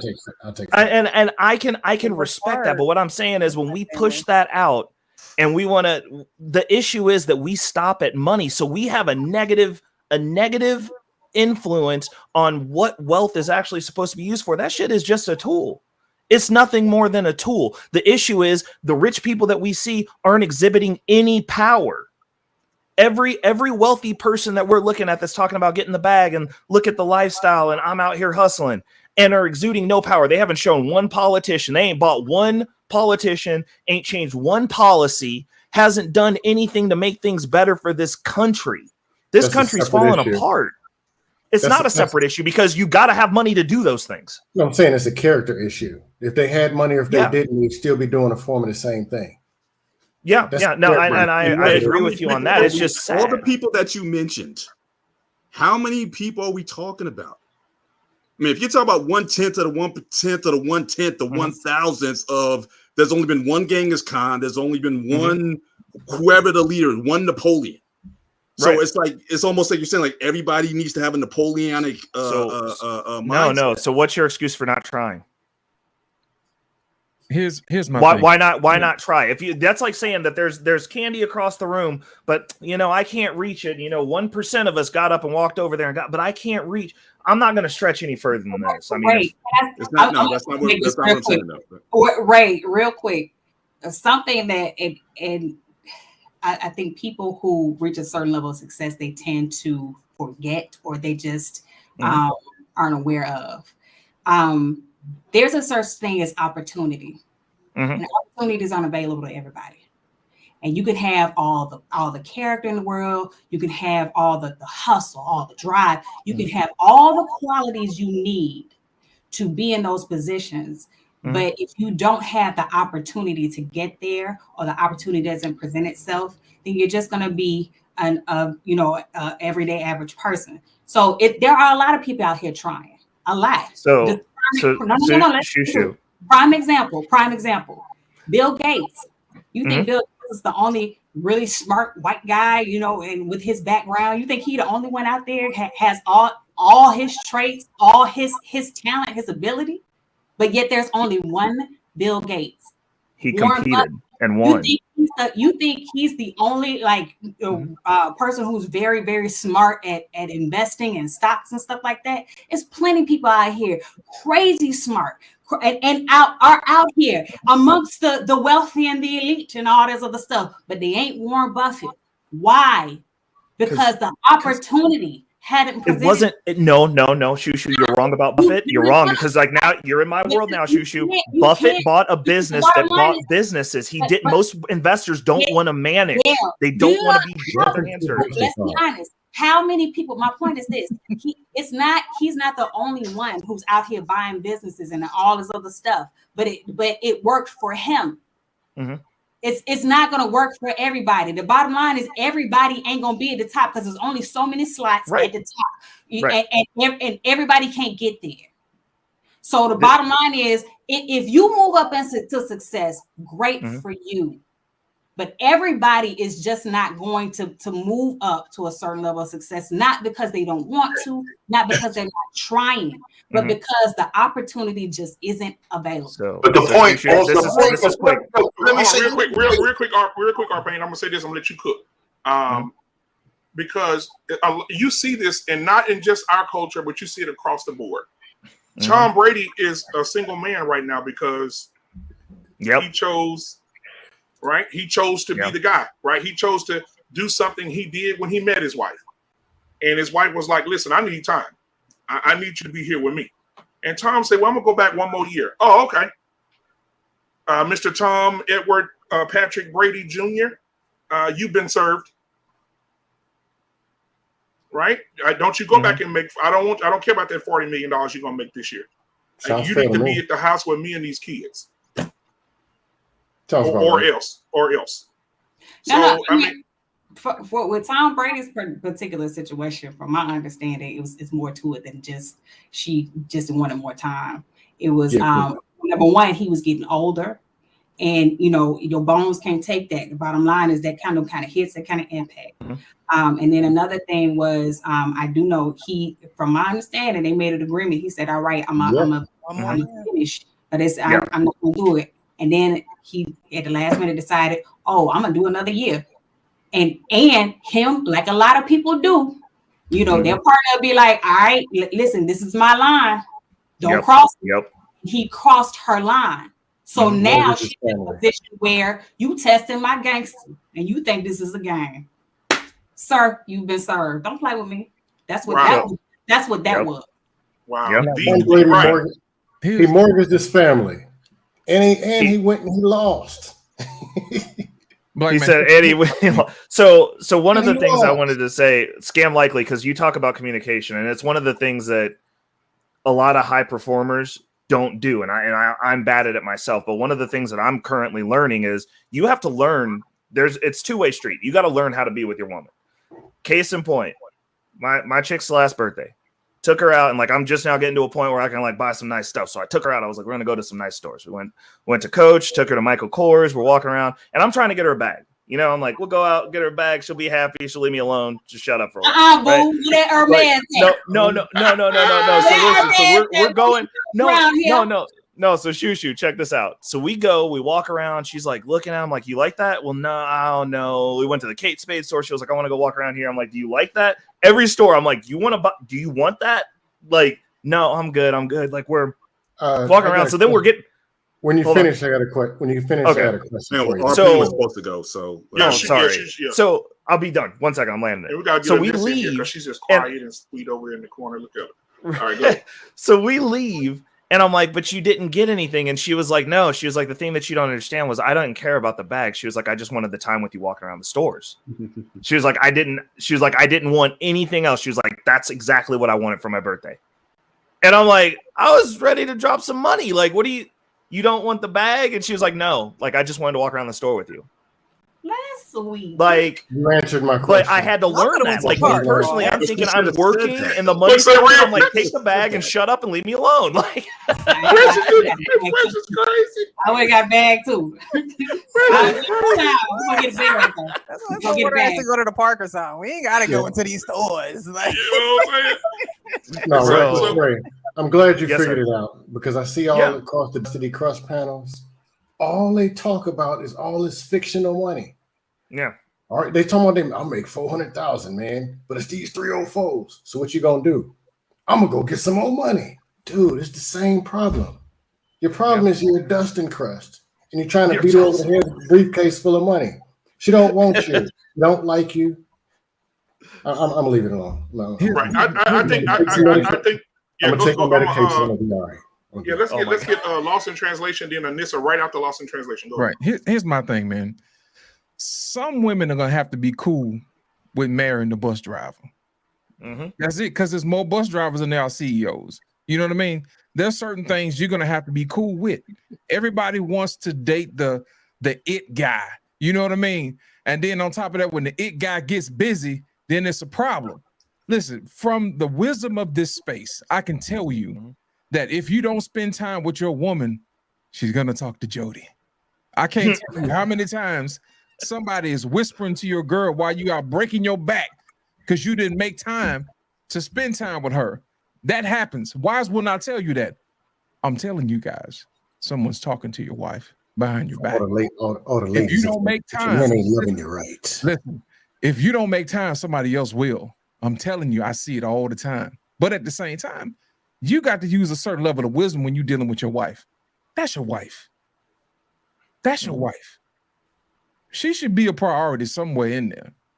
And now at the same time, the wife also needs to know that she is a priority and he's doing this for her, You see what I'm saying? At some point, you guys are gonna have to come to an agreement and say, hey, look, this is what I have to do.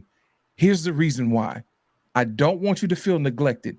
If you just give me a little bit of time here, I'll give you this right here. Stick to your agreement. Don't do the Tom Brady thing. Because he gambled on himself and he lost. You see what I'm saying? But at the end of the day, fellas, you're gonna have to Jody proof your marriage. Because they out here. Guys don't care nothing about you at work. But you don't care from your family. They will whisper sweet nothings in your lady ear. And if you've had a bad argument with her, he might press the right button someday at the wrong point. And then on top of that, you're going to be in these spaces hollering about, well, she got pregnant by some other guy, da-da-da. You didn't spend no time with her, bro. And you know what's crazy? You'll be out making all that money, and the dude that worked part-time at Subway hitting your blowing back out. So what y'all saying?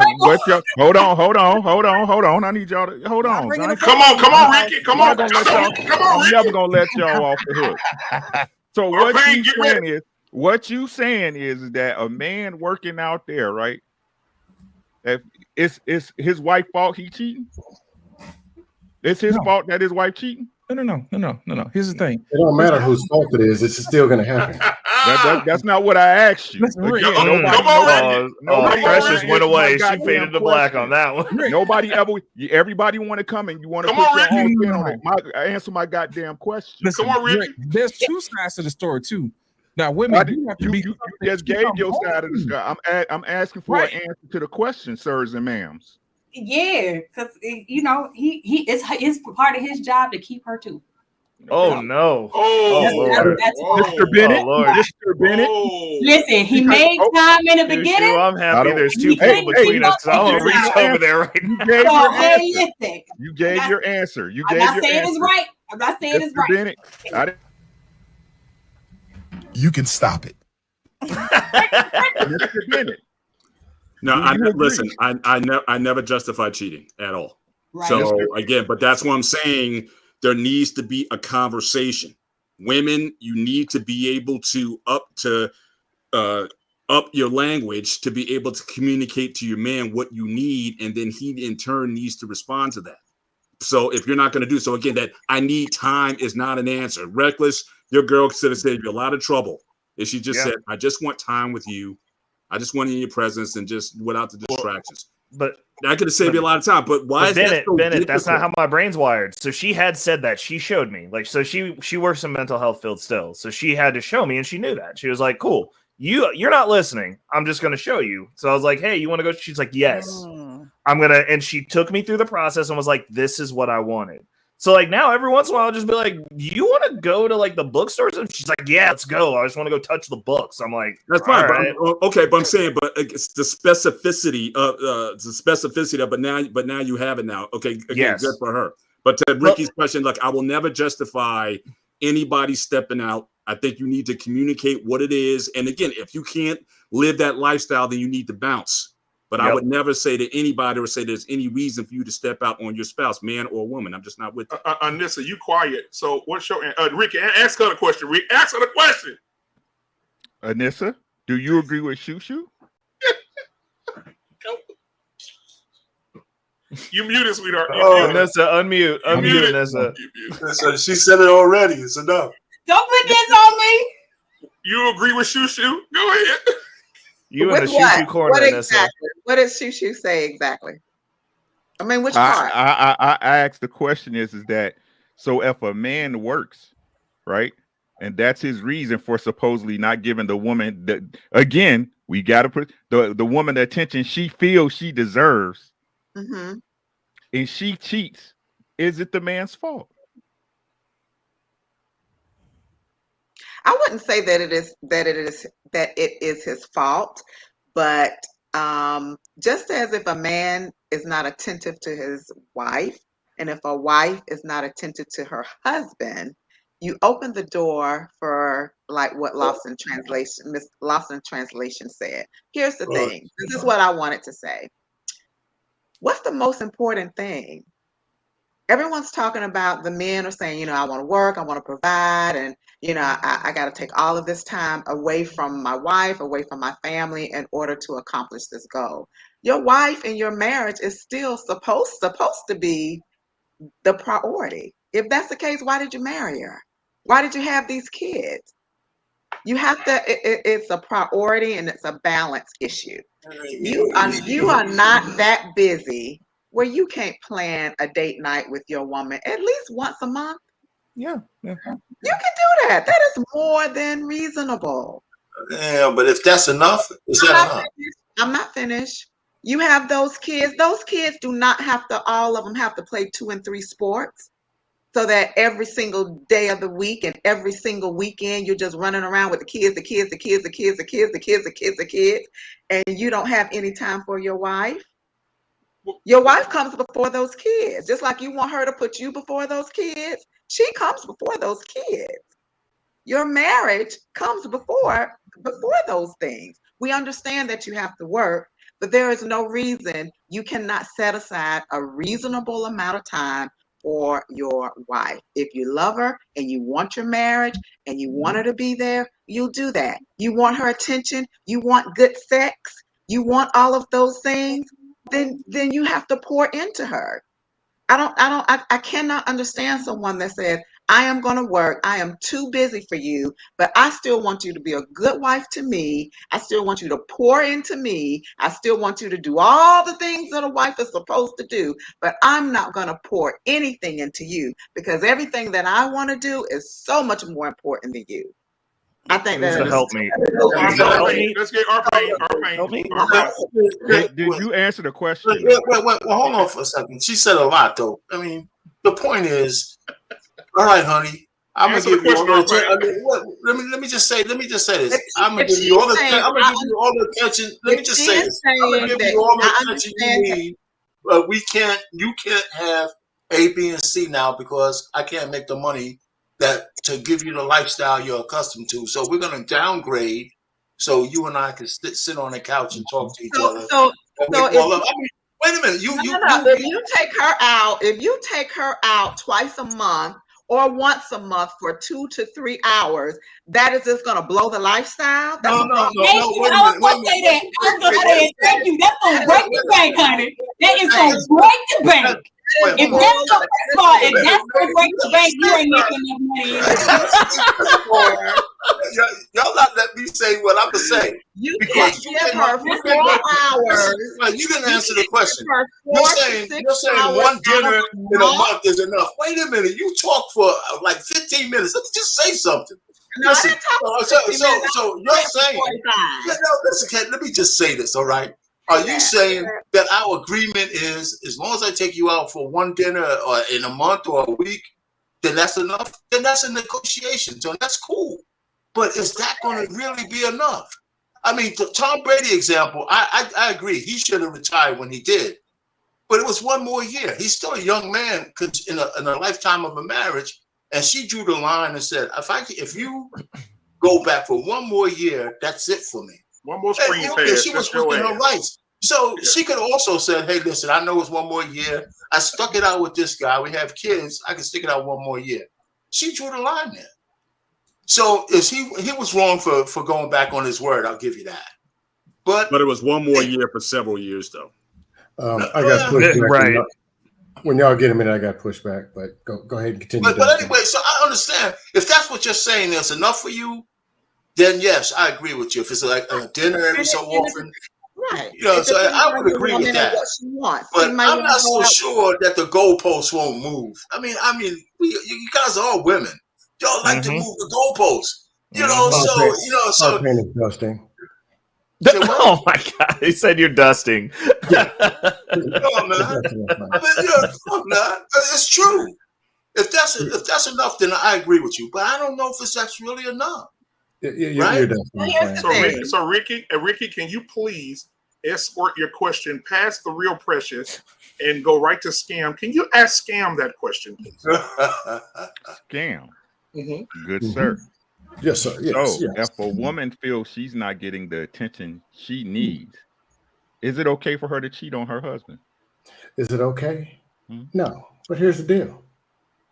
You can say how okay and it ain't fair. You can take her to court. You can get on a dust panel like all the mothers on the dustity crust panels The women's all day. Here's the deal. Women have needs. Women have wants. They're called people. But what men want to do is go get this weak ass job and get the briefcase for the cash and beat her all up in the front yard with it, saying, "Submit." That's not the, hey, hold on, Your Honor. You Your didn't Honor. even listen to what the woman actually needed. And Hold on, Your Honor. I want Your Honor. what I want, and I'm going to determine what she's going to get because of I need the money, because I need the bag. Judge Williams, could you please ask the defendant to answer the question? It's going to be sticking your woman. There's no need, sir. The point is made. The defense rests. The prosecution rests. But it doesn't make a difference. Are we leaving out? Hold on. Oh, hold on, Reckless. I got you. See, even if it's her fault. No. See, but that's no. Again, Scam. That's the problem, right? What you say it's her fault, but not really. Right? Again, we need to get away from their fault. Hold on, Scam. Right? Go ahead. We need to get away from this dissension of putting blame on men of what women are responsible for. Right? Again, I said specific that she feels. Right? And that's why. So hold on, bro. Hold on, right? So that's why me and y'all should keep working. Right? Yeah. That's why that was the initial question, correct? So should he keep working? What was the thing on the video? Should a man keep grinding? Anton said a man should grind regardless, right? Because if I give you time, right, I can give you time, and if she don't feel like that's enough, or I can give her a little time and she can feel it's not enough. Either way, if I'm doing it and it don't move out to the way she sees it, I'ma still be stuck. You were correct. So here's what men should do. Don't ever listen to your woman. You ain't got to communicate. You ain't got to protect and provide because you might feel like eating today ain't that important. So just do anything. But and don't you think responsibility to the woman? Come on, Dusto. I don't know. I real precious. Hold on. Let me finish. Then I'm gonna pass. Okay. Here's the deal. The man got up there, went and found this woman, and told her, "Yeah, baby, I'm gonna give you a lifestyle. I'm gonna get it." And I'm not with all this lifestyle and throwing briefcases of money. I'm not with that. It's stupid. But you said you was going to do something. You loved the woman. You was going to give her a good life. You was going to be there and you do this stuff and the vows and all the other stuff. Then what does he do? Stop listening and do what he want to do. Chase all this money to buy what? Stuff. I don't need to listen to this woman. Her needs ain't that important. Me. And she's supposed to just help me do whatever I want to do at the expense of her and the damn kids. The answer is no. And there's a solution, and his name is Raw Dog Ronnie.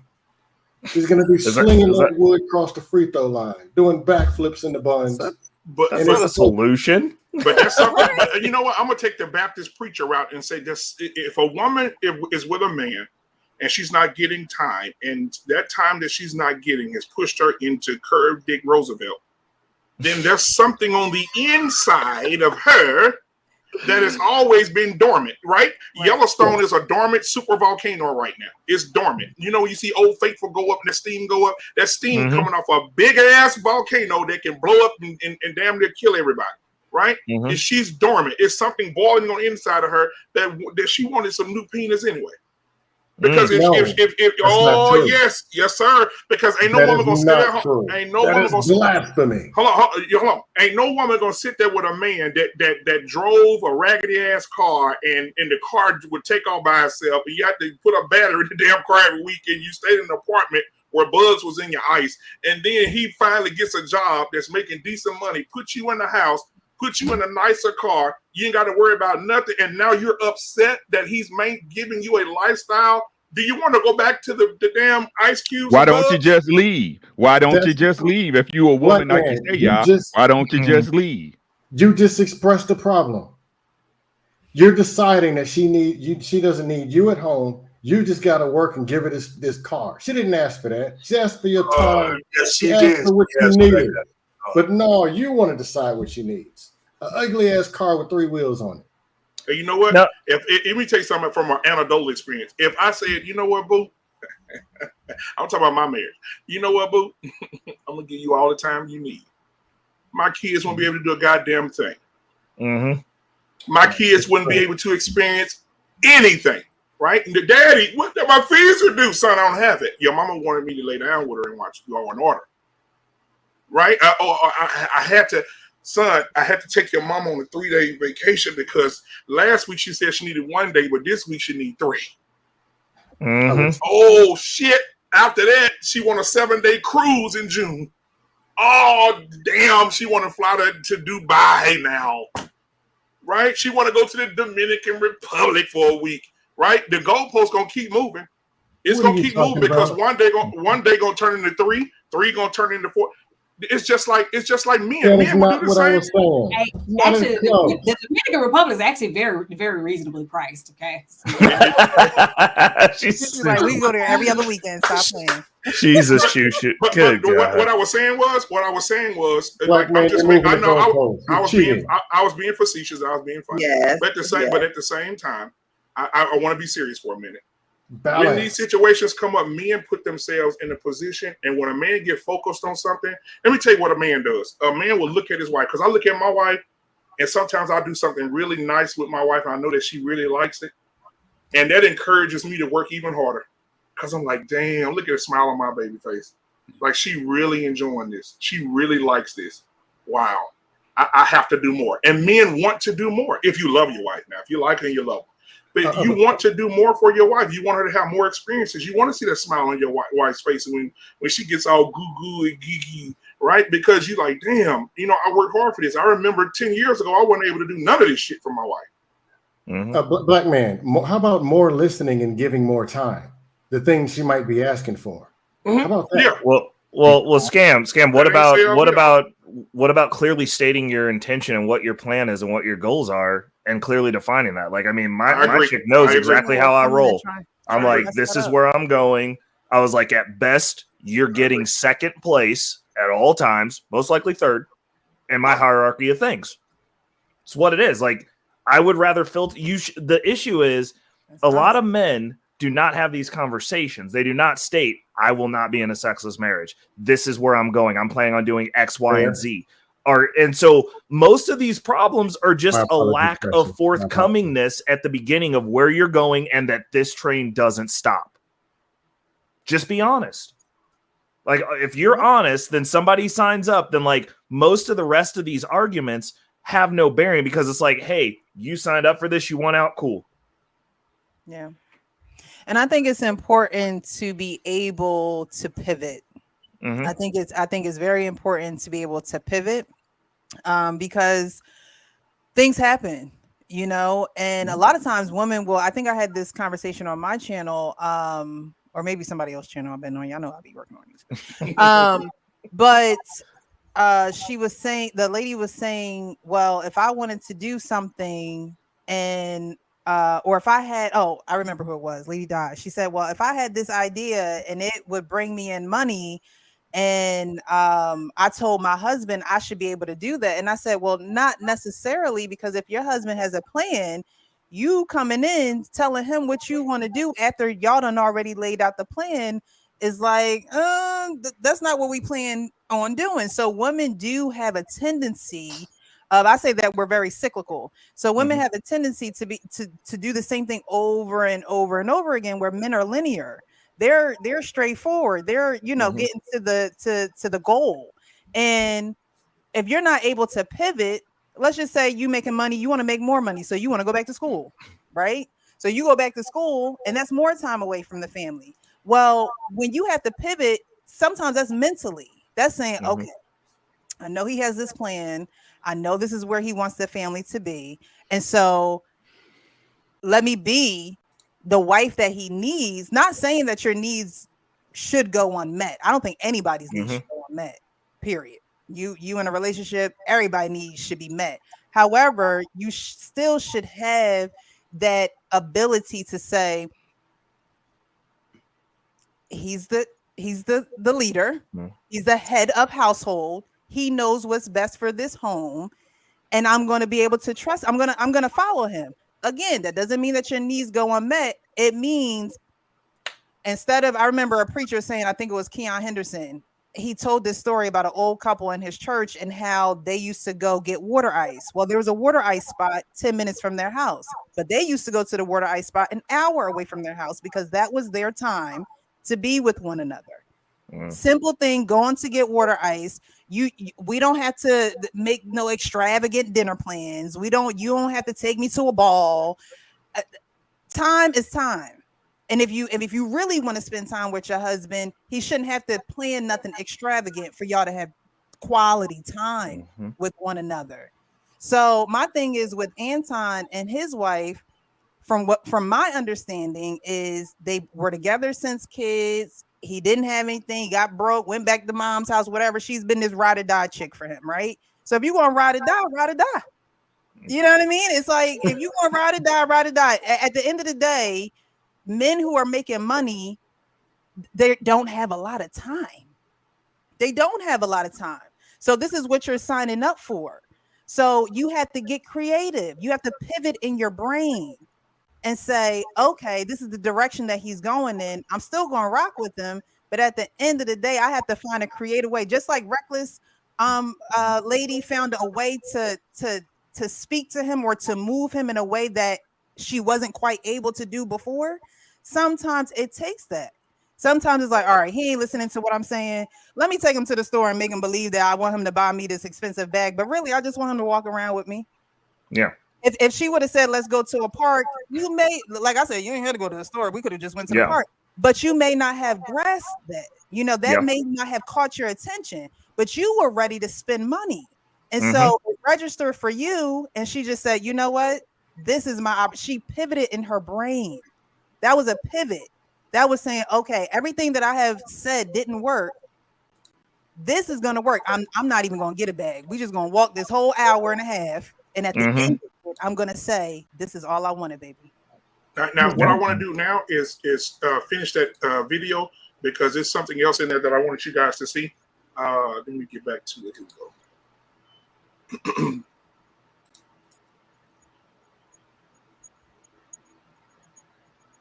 All right. No, y'all can't hear that? All right, hold on just a second. Nope. All right, give me just a second, guys. Stupid. Scammy, terrible. Stupid. All right, here we go. Stupid, bro. There it is. And this is my point. I know what women will prefer for you to reduce what it is that you're doing in order to prioritize them more. Yeah. And that just shows you that women are more selfish and that they look at themselves as a priority versus the overall thing in which y'all building, because ultimately she's the beneficiary of all of my hard work. She the one that drive the cars. She the one that take the flights. She the one that do all of the shopping. She the one that, you know what I'm saying, get all of the private schooling for my daughter and all of that. She the beneficiary from it, but she'd rather reduce that lifestyle in order for me to spend more time with her. No, I don't think that that's the case, and I can't speak for Rita, but I can speak for me. I'll speak from my perspective. I don't think that it's the case of wanting you to reduce your time out in the world per se. I mean, in a fantasy world, yes, but I think that hopefully you are with somebody who's mature enough to understand, like, I know why he's out doing what he's doing. At the same time, those moments when you are spending time together, are you on your phone? Yeah. Yeah. Y'all, the grind never stops for a man and his purpose. So it's not about reducing the time per se. It's if you allocated this time to take me out to dinner or to lunch or for us to go walk down the street or whatever the case may be, then that needs to be allocated to me, especially since you and I both know you don't have that many, you don't have those many time periods to spend with me. So that just means that you're not busy enough. No, this is why superheroes don't. This is why superheroes don't have girlfriends, bro. You're not busy enough. No, this is why superheroes don't have girlfriends. Listen, everybody in my life knows, including Q. I'm not stopping for nobody. It's a waste to ask. Like, I'll be there in Miami. Don't even ask me. Go shopping with I'm never taking it. Listen, I'll take it into consideration. I'll make adjustments. I'll make sure that you're on a flight with me. We're gonna have conversations, all of that other type of stuff. but it's not even a negotiation. It's some stuff that I'm willing to, make adjustments for, but the grind don't stop. But why do you look at it as a this is my window of opportunity, right? This is the thing that we worked our whole lives for. This is the thing that we finally turned the corner and we got the steering wheel and everything is on 10 and all of that. You think for 1 second that I'm about to let the opportunity slip to really capitalize off of what it is that we grinded our whole life for, our 40 years on this earth for, to make you feel good about yourself? No, well, hold on. Well, I think No, that but it is. Carrie, wait to your breath. I've been going at Antoine for this for more than I was on the phone with him. I've been All right, guys, we'll end it there. So I think that's enough to to finish the conversation. What are you guys' thoughts about what you heard so far? We'll start with Bishop Ricky Williams first from the Tell It Like It Is Baptist Church. Go ahead, my guy.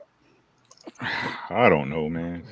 Hey, it's their thing, you know what I'm saying? She like, I just want you. I don't need nothing else. Bullshit. That's all I'm saying. Like, come on, man. Especially if you're used to a certain lifestyle, people get used to certain things. Hopefully they can work it out. Shit, it ain't me. You know what I'm saying? I don't mind spending time. I love spending time with my old lady. You know what I'm saying? But like I tell everybody, I put in the work already. You know what I'm saying? Mm-hmm. Been working since I was 14. Hey, do y'all, man, shit, you know what I'm saying? Especially if y'all married. I pray y'all can find a way to stay together if y'all married. It ain't me, so y'all do y'all, man. That's whatever. Hey, Anton never, will you finish, Ricky? Yeah, Anton never fails to put a chuckle on my face. I agree with it. But, my life is not like his. I spend time with my wife. Man, let me tell you, I'll tell you a story. When I was getting ready to retire from my job, I told my wife, I said, listen, I'm getting ready to retire, So now we could be together 24/7. And the absolute instantaneous look of horror on her face was something else, man. She said, her face was something else. So, it's a balance, like you say, but, I agree with Anton. If you're on a certain job, you're in a certain jet stream, you can't be worrying about your significant others. She wants couch time, right? Mm-hmm. So there's a point where once he gets to a certain level, she's gonna have all the couch time she needs. People So had sometimes couch you just time gotta during stick it out. COVID. Huh? Well, Mm-hmm. couch time is How just that a works. euphemism for everything else you want. Well, no, I'm just saying it happened during COVID. And I think since COVID, people are crazy when it comes to actually joining together because it really exposed a lot. Yeah, sure did. Yeah. So I'm gonna just land it there. So I agree with him, but even with him, you could say he's a little extreme, but it just depends on what the plan is. And if the woman says, I'm with your plan, regardless of how he landed her as a wife, I'm on your plan, then you got to take the consequence of that plan until it's done. That's all. I mean, if he's still there and he's working, he ain't cheating. The money's coming in, you're getting a certain lifestyle. And let me tell you, and most men, we always find time to kind of bust those cheeks, man. So it's not like we're going to ignore it altogether, man. Where else are we going to go? We're gonna, so it could be breakfast time, it could be this time, but we just might not have the romantic dinner to go with it. Right. You don't have, and you know what, Brother Payne? I believe in you. I think you don't need you don't need Luther Vandross. You can have sex to a damn fire hydrant. So I don't know. So I mean, there's different ways to look at it, but he's not saying the rest of your life with me working. There's gonna be some point where you're gonna experience the fruits of all that labor. Like, man, here's my thing, man. Everybody's saying that they want to spend time or whatever. But my thing is, what do you want to spend time doing? If you really, really want to spend time with your guy, when was the last time you gave your man a pedicure? Or you did something for him? Oh, my God. Uh-oh. Road. When was the last time you said, baby, take time off so I can do something for you? You see what I'm saying? And a lot of times we like to disguise this other stuff as saying, oh, yeah, you're supposed to do this. And Ricky, to answer your question, no, it is not cool to cheat. And no, it is not the man's fault. And you shouldn't be doing that. But in the Bible, it does say you're supposed to come together with your wife and your husband. Yes, lest you not be tempted. So you still have to deal with your wife in some type of wisdom. You know what I mean? This is your other half. You don't neglect your left half of your body just because your right half is better. You know what I'm saying? My whole thing is this: we love to say, "Oh, I want to spend time." What my thing is, have you made time to spend time with that person for that person? Do you really want to spend time with that somebody, or is it just a certain selfishness that you want to have fulfilled? That's when the rubber meets the road. When he said, hold on a second, let's take it back to the church. Ladies out there, put a 1 in the chat if you've given your man a pedicure in the last 90 days. I'm gonna see if I can leave the live running for 12 hours. We'll get a 1 in there sooner or later. At least bring him to the nail salon with you. You know, listen, you get your nails done, have him get his feet. If time is really what you want, you know what I mean? Come on, is time really what you want? Right. And taking care of your man, you should have some type of pride in that as a woman. I'm just saying, if that's really what it is. Maybe I looked down at your feet last night. They look like mutants. No, man. No, the point is, like, what's the point of people even talking or even being together if you're going to tell a person who they are and what they want versus ever asking or having conversation? What's the point? Define your might as well meaning, be sir. muted, huh? Define what you mean, sir. Everything tonight is there's some kind of fake vision and fake goal plan thing. And then you just grab the wife, show her a board, and just stuff her into it. There's no, just like Reckless Way was talking. He went to buy. I'm going to buy. And she said, I want your time. I just wanted to spend quality. The light bulb went off. He got it. Hey, maybe she wants something different. And because he values her, he's saying, I'm going to get you what it is that you want or what you need. He didn't say, oh, big money, big money, big money. Because if so, it's a possibility she would have called an Uber and never called him back. But he values that woman. So he values what she really wants, what she may really need. No, but no, the plan, but all the talking points. Whoa, we on a mission. Oh, we got to. These women are going to walk out the front door and they're never going to come back. How about that? I have a question. Because you're big. Hold on, give me just a second, guys. I have a question, Skin.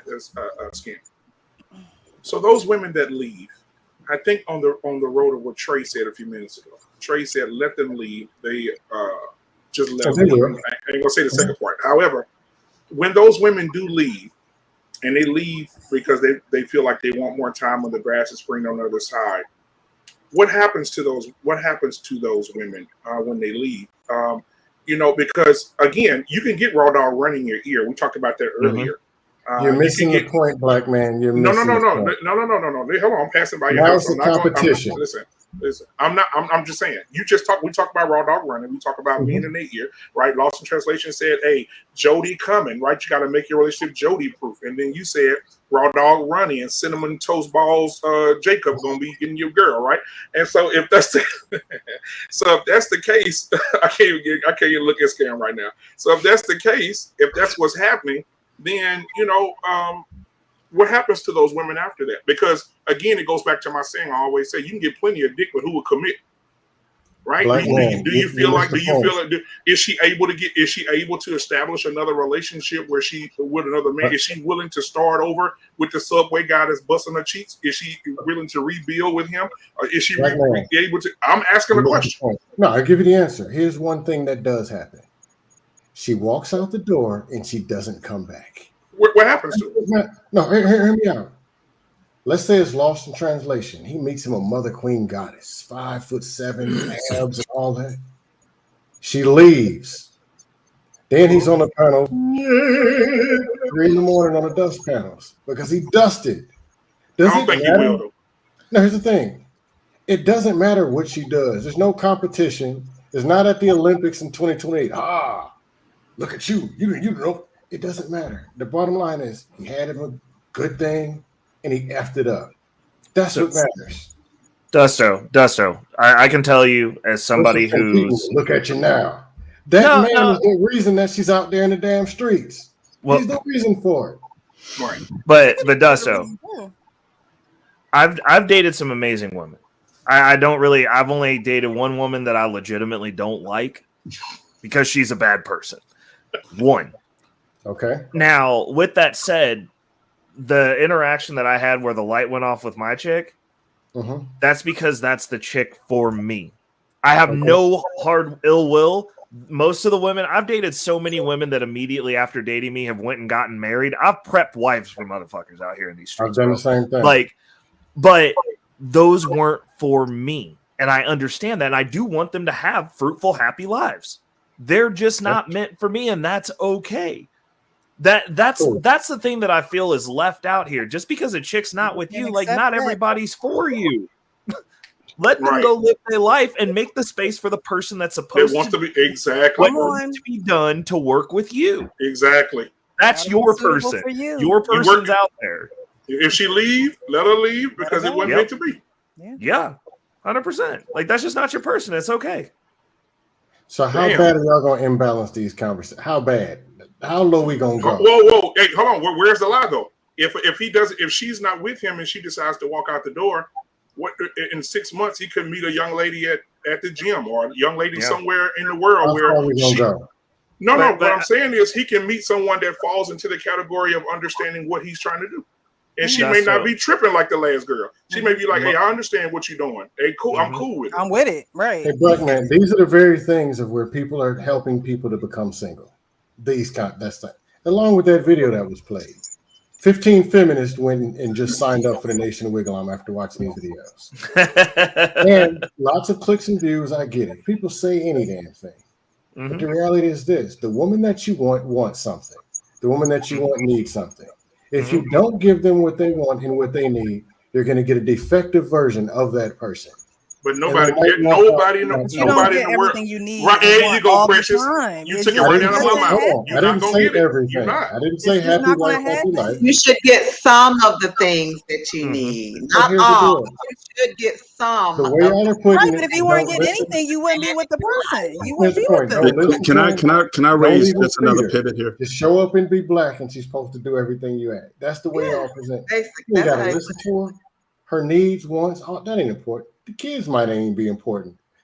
A year from now, this same panel, this conversation, it's gonna be after them kids. Why do we need to feed them? That's how bad this actually is getting. No. Hold on. The conversation. No. What men raised y'all? Like, what? How was your father? I really want to know. Exactly. How was your father? Exactly. Ask that question, Precious. How did he make decisions? Ask that question. Like I told you, when it came down to it, my father picked family. He made that decision multiple times. Right. You know what I got him for Father's Day last year? A perfect attendance award because he never missed anything. We ain't never starved because it's not like it's just one or the other where they ask you, your kids ain't going to eat, but I'm going to pay you $1 million. That is not reality. You can feed the kids and you can take them to the park the same day. Yeah. You can do that in America. But did the kid is okay? For now, close family, right? There's marriage, and then you have the children. The children never got interfered with the marriage, right? He's still married. He's gonna stay married till one of them die. They've been married since '76. They don't know nothing else. Me, my brother and sister, we good. Right, but a strong leader, a strong man did that. A strong man did that. He had to make here's the thing, Precious. He picked family when he made those decisions. So do you think a man who's working doesn't pick family? A man who is a hard worker doesn't pick family? Right. Come on. It's damn if you do, damn if you don't right now. Trying to understand. That's what it seemed like. That's not what it seemed like. Is he not choosing family? What exactly is he choosing? No, damn if you do, damn if you don't. That's what it sounds like. Well, no. Scam. But your father wasn't sitting at home complaining about everybody who didn't make that decision on what they had, Rosie.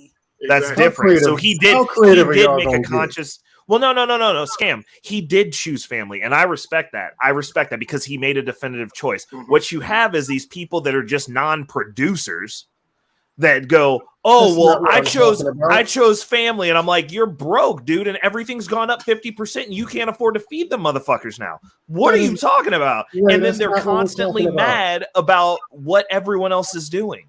You know what, Scam? You know what, Scam? Those dudes.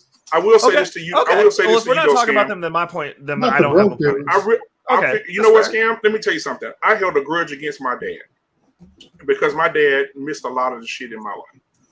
And I was like, damn, Daddy missed a whole lot of shit. Like my mama be at the games, Daddy wasn't there.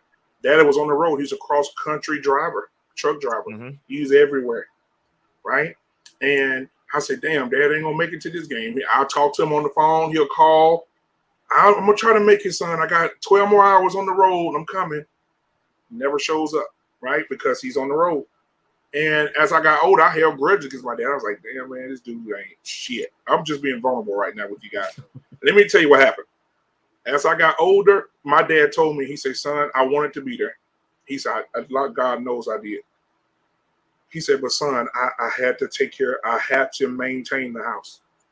He said, I was at a point before I got the trucking gig. He said, we had more bills coming in than money. We had more bills coming in than money coming in. Mm-hmm. And he said, Daddy went got his CDLs and made a difference. And he said, in that difference, I was able to get me and your mom out of debt, right? Be able to maintain whatever it is. He said, all the stuff that you had, your shoes and clothes and all the other stuff. He said, I provided all those things to you. And I apologize I wasn't there, but I needed to be gone or you wouldn't have had anything. We would have been out on the street. We were broke. My dad said we were literally broke before I got my CDLs. And so I understood. He said, as you get older, you will start, when you start having your own family, because there was a whole bunch of us. It's a tribe in all our families, right? But there was a whole bunch of us too. And my dad said I had to provide for each and every one of you. I had to make sure your mom was good. My mom used to go work graveyard, right? So she went at home at night. Daddy went home during the day. During the day, we was at school, really didn't see mama, right? Because they had a plan, right? And so as I got older, I said, Daddy, damn. I tell him today, Daddy, you were absolutely right. To look in those kids' face every day, I just walk by. Like when I get off this show tonight, my kids will be asleep. And I just walk by each one of my kids and I just touch them on the head, right? I just touch them on the head and I say a little prayer over each one of them every night before I go to sleep. I just go touch every one of them.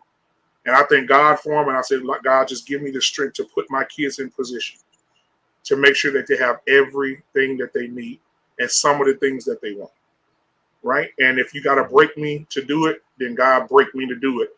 But I want to make sure my kids have everything they need. And for a man to do that, and any man out there, I'm not just tooting my own horn, any man that works hard for his family, you're choosing family either way. If you stop a job, like your dad was in the military, he stopped, he still got the benefits from the military. Great. He was able to stop. Most men don't have a backup plan if they come in and say, if their wife say, baby, you gotta get off that truck, you're going too much. He can't stop driving that truck and have that trucking company continue to pay him. He has to be able to do what he has to do for his family. And a lot of men struggle with that, especially with me growing up. My grandfather, same thing, watching the family tree of my grandfather leaving 3-4 months at a time just to do pipeline. And we all know them pipeline jobs ain't no joke. Like bad. I think we understand the point you're trying to make. Like sometimes you got to do what you got to do. And particularly in our community, we're used to operating from a place of survival. Right. Part of what happens, a behavioral function that happens with that is we're just so focused on I got to get the money. I got to get the money because I don't know what my next, if I don't work, I don't know where my next meal going to come from, or you know, all these people depend on me. So Gabrielle, and you know, that's fine. So you get, you know, sometimes, you know, you take a job that requires you to be out of the house. But here's the thing, at least when you are in the home, are you present? Because what tends to happen is we think that just because you're in the house, you're there, and you're not. You may be in the house, but you're not present, you're not active. You know what I mean? And what tends to happen in a position like that, which is part of what like we have forgotten, a lot of people forget when they're operating from a position of survival, is that the relationship between you and your children, between you and your spouse is widened, like it's weakened. Like it's weakened. So when your children grow up and they have, like you said, an animosity towards them, you from your, you know, your perspective, you're like, but everything I've done for y'all. But the thing is, the one part of the spectrum that you tended to neglect is the relationship. The relationship between you and your children are important. And granted, you don't have to be granted. Yeah, you can have a job where it takes you out of the house, a couple of days a week, a couple of weeks out of the year or whatever. But as long as you're in the house and you make it a point to be present when you're there, that's the part that's missing. Because a lot of times people look at it, let's just be honest, they working 60, 70, 80 hours a week. Ain't nobody coming in the house trying to play with no kids or trying to, ask the child how they day going. They just want to eat and go to sleep. And then when the child gets grown and you don't have a relationship with them, you be lost and you perplexed, like, but wait a minute, like, how you ungrateful? No, it's not that the child is ungrateful. It's that we don't have a relationship with you. A relationship is important. And all we're saying is you can't forget that in the midst of making or earning a living or earning an income, that has to come somewhere. And granted, and Dusto is right. We are being extreme where we're saying, oh, you got to spend every living, waking moment with me. Stop working that job and spend them 40 hours a week with me. That is absolutely ridiculous. Like, who is out there saying that? I've heard some ridiculous, demands and requirements and stuff like that. But I've never heard a woman say, I want you to quit your job so you can spend time with me. Like, that's absolutely absurd and ridiculous. Ricky, so we got to have some kind of that's not what you said. You said the time that you're there to be present. Ricky, they were sliding goalposts all over the place. They That's not what you said. They sliding these goalposts. Okay. Let me be even more particular. I'm just saying, pick a lot. That's all I'm asking you. Pick a lot. I am. But my question is, Ricky, what are you hearing? Because I'm simply saying, I'm not saying you can't work. I'm not saying you can't take a job that requires you to be out of the household. But at some point, you're gonna come back home. And when you come back home, guess what? You still owe it to your family to spend some time with them. Whether it be just as simple as us having dinner together at the kitchen table, us just having a dinner together, no phones, no nothing. Or it's something just as simple as we will watch this movie together. That's small, but y'all don't realize how powerful that is. You're sharing a moment. Mm-hmm. That's a connection. Those things matter. Yeah. I wonder why. You got so many adults out here wonder why they didn't, worked, they backed into the ground, their knees into the ground for their children. But when their children get adults, their children have nothing to do with them. And they can't figure out why. It's because you didn't build a relationship with them. And that's important. That's all I'm saying. And what I'm saying, it doesn't have to be, you don't have to spend every waking moment of your life with them in order to build a relationship. Small things have a greater value than y'all realize. They're actually big. Hold on, Anissa's gonna go, but before Anissa goes, I'm gonna say this. Shushi, this is what I live by. Even though I may work 12 hours, sometimes 13 hours, right? Roughly. If I could just have all my kids around me right now, I don't miss shit. Nothing. I've never missed a basketball game. I've never missed a football game. I've never missed. But I have had times, and I don't say this to my wife because I know she'll be worried out her damn mind. There have been times where I've worked 13, 14 hours, got out of work, and had to drive an hour out or hour and a half to go see my son play football, and I'm in the truck like this. But black man, what you don't realize is you are an anomaly because most people don't do that. Most people work their 12 hours, go home and go to sleep, and they have to tell their children. I'm telling you this, Ricky. I know. You know how many plays, how many projects I've been in, and every time my parents, and I said this on the panel me and my brother did. My parents, out of all the things I've done, my parents only been to 2, and because every time they have to work. Oh, I have to work. I have to work. So guess what? When I got older and I really started doing bigger things, I didn't even tell my mom. You didn't mention it. Yeah, you didn't. I didn't mention it. And she didn't know about it until other people coming to her like, oh, I saw Shamiri in this. Shamiri did this. And I didn't know until she had a conversation with me. Like her feelings were genuinely hurt. She was like, why didn't you tell me? I was like, well, to be honest, I didn't even think you cared. I said, you never showed up to anything when I was little. I said, so I just stopped telling you because I already knew you weren't going to be there. Your mom, right? That's why we got to know the people and the But hang parents. on. But what I'm not seeing, but what I'm not seeing in this conversation is that, especially Shushu, you just drove it home for me, is that the idea that people priorities change over time, or the commitments change over time. Anton's measuring his wife's happiness by how many bags she can buy, all this materialistic stuff. But you're going to come a point in time where the Coach bag is just not going to be that. If you've got a few already, what's another one going to do for you? Yeah. What's another? He wears those Versace robes all the time. What's that going to do for you? I know people, when I go on vacation, like, again, my wife and I were just coming into season where we're almost empty nesters. We go to Jamaica last year and we're like, wow, we're in Jamaica. You got people who there like every year and are bored to death. Like it has like no joy for them. Because it's like, again, how many trips is going to satisfy you after a while?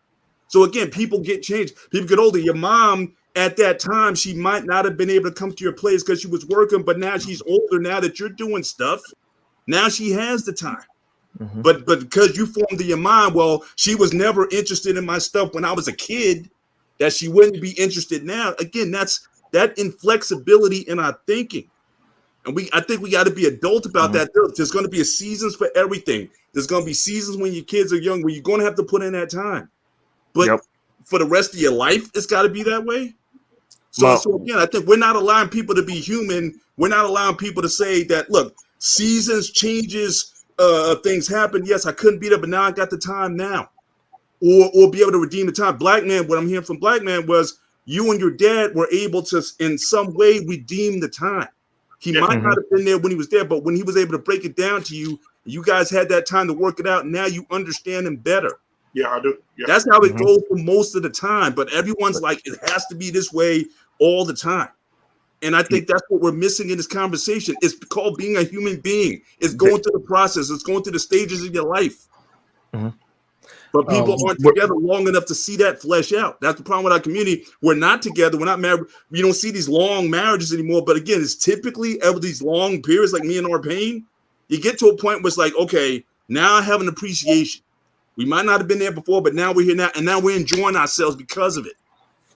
But no one's giving each other the grace to be able to go through these ebbs and flows in life with these, everything's got to be equal for the whole. And that's just not how life works.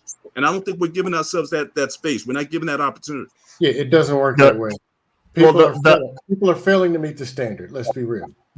I don't think they're failing. I think what happened is, and Shushu, failing to meet the standard. Listen, Shushu, I don't think your brother has the same interpretation of your parents that you do, and it's because there's a difference between how men and women process things. You needed something different than what he needed, and I think that from what I'm hearing from you say and like the way that you're looking at it is they raised you both the same, and you needed something different. And like 100%, you are correct in your assessment of what you needed, because a girl, a daughter needs more attention than a son does. Like I had the same thought process with my mom because I come from a single parent household, and my mom did, but like, and like we did not get along. Like we didn't have a good relationship, period, until I was an adult. But the thing that I understood as an adult man was she did everything that she needed to for me to A, survive, B, be strong, C, be able to put myself in position to be a catalyst for this family. And I understand all of that. My mom doesn't know what my favorite color is. She doesn't know what my favorite car is. Literally, my entire adult life, my mom doesn't even know where I live. She hasn't known where I lived, period. I still go to see her, and I still owe that woman everything. But like the way that it's processed when you're looking at it from a perspective of a man, she did exactly what she needed to do in her situation to get me where I am. Everything that she needed to do, and I didn't like any of it. Not a lick of it. at all. Couldn't appreciate it. Couldn't see the process until I was an adult, and I was like, you know what? I understand now why she did that. Now I understand why it's a red flag if I see a woman and it's like, I'm not an advocate. Like, I don't date single mothers, but I've dated a few, and I'm like, women that are too quick to bring a dude around their kid that's a stranger, red flag. I'm like, because my mom didn't bring anyone home, period, until I graduated. Like, I came home and I was like, when I moved out and moved back, it was because she was getting married and they were in the church and everybody knew she had a kid, didn't know where he was. Like, thing is, I think my biggest message is this: it's the little things that matter. So, like, I'm not saying that I don't have a relationship with my mom. Like, me and my mom, great relationship. But I was using that as an example because she thought that was, wasn't a big deal, but it was something that meant something to me. Something as small as coming to games. Like Black Man, which we brought back to what Black Man was saying, as much as he works, he still makes a point, makes the time to be at everything that his children do. That shit hard though, Shushu. It's hard. I understand, and I'm not taking away from it. I know it is. I know it is. That's a lot. That's a lot. But my point is, it's little things mean so much more than we give them credit for. And to bring it back to the point of like the men working and stuff like that, like, it's not an issue of you working. It's an issue of you making time, and the time can be small. It doesn't have to be this big grand gesture of something. Small things mean so much more than the big monetary things that y'all think that that's what she means by spending time. Like, no. And I think we take for granted how much value small things, the little things are. That's my point. Here's my thing. Go ahead. Here's my thing. When we say small things matter, how much? You know what I mean? How much does it cost? I'll give you an example. There was a commercial where this little kid was waiting for his dad to come home, and he gave him $1. He was like, "Dad, how much does it cost for an hour of your time? Is this enough?" You know what I mean? That type of thing. And to me, that hurt because the dad was like, "I'm doing everything I can," but at the same time, he's thinking, "My kid has to buy my time." That kind of does something to you as a man. My thing is this: if you really, really want that man to be around to do things around the home, how are we making it easier for him to do that? What are you freeing up for him on his end so he could be there?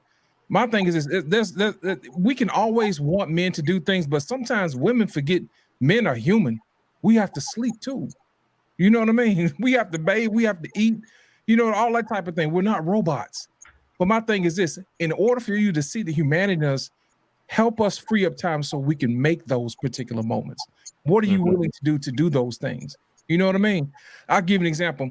There's plenty of times that my dad wanted to spend time with us when we play football. His thing was, you know what? I'm going to spend time with my boys. I'm going to go over here and I'm going to cook for the whole entire football team. I'm going to bring out the grill. You know what I mean? We're going to cook steaks for the boys or whatever right before the game.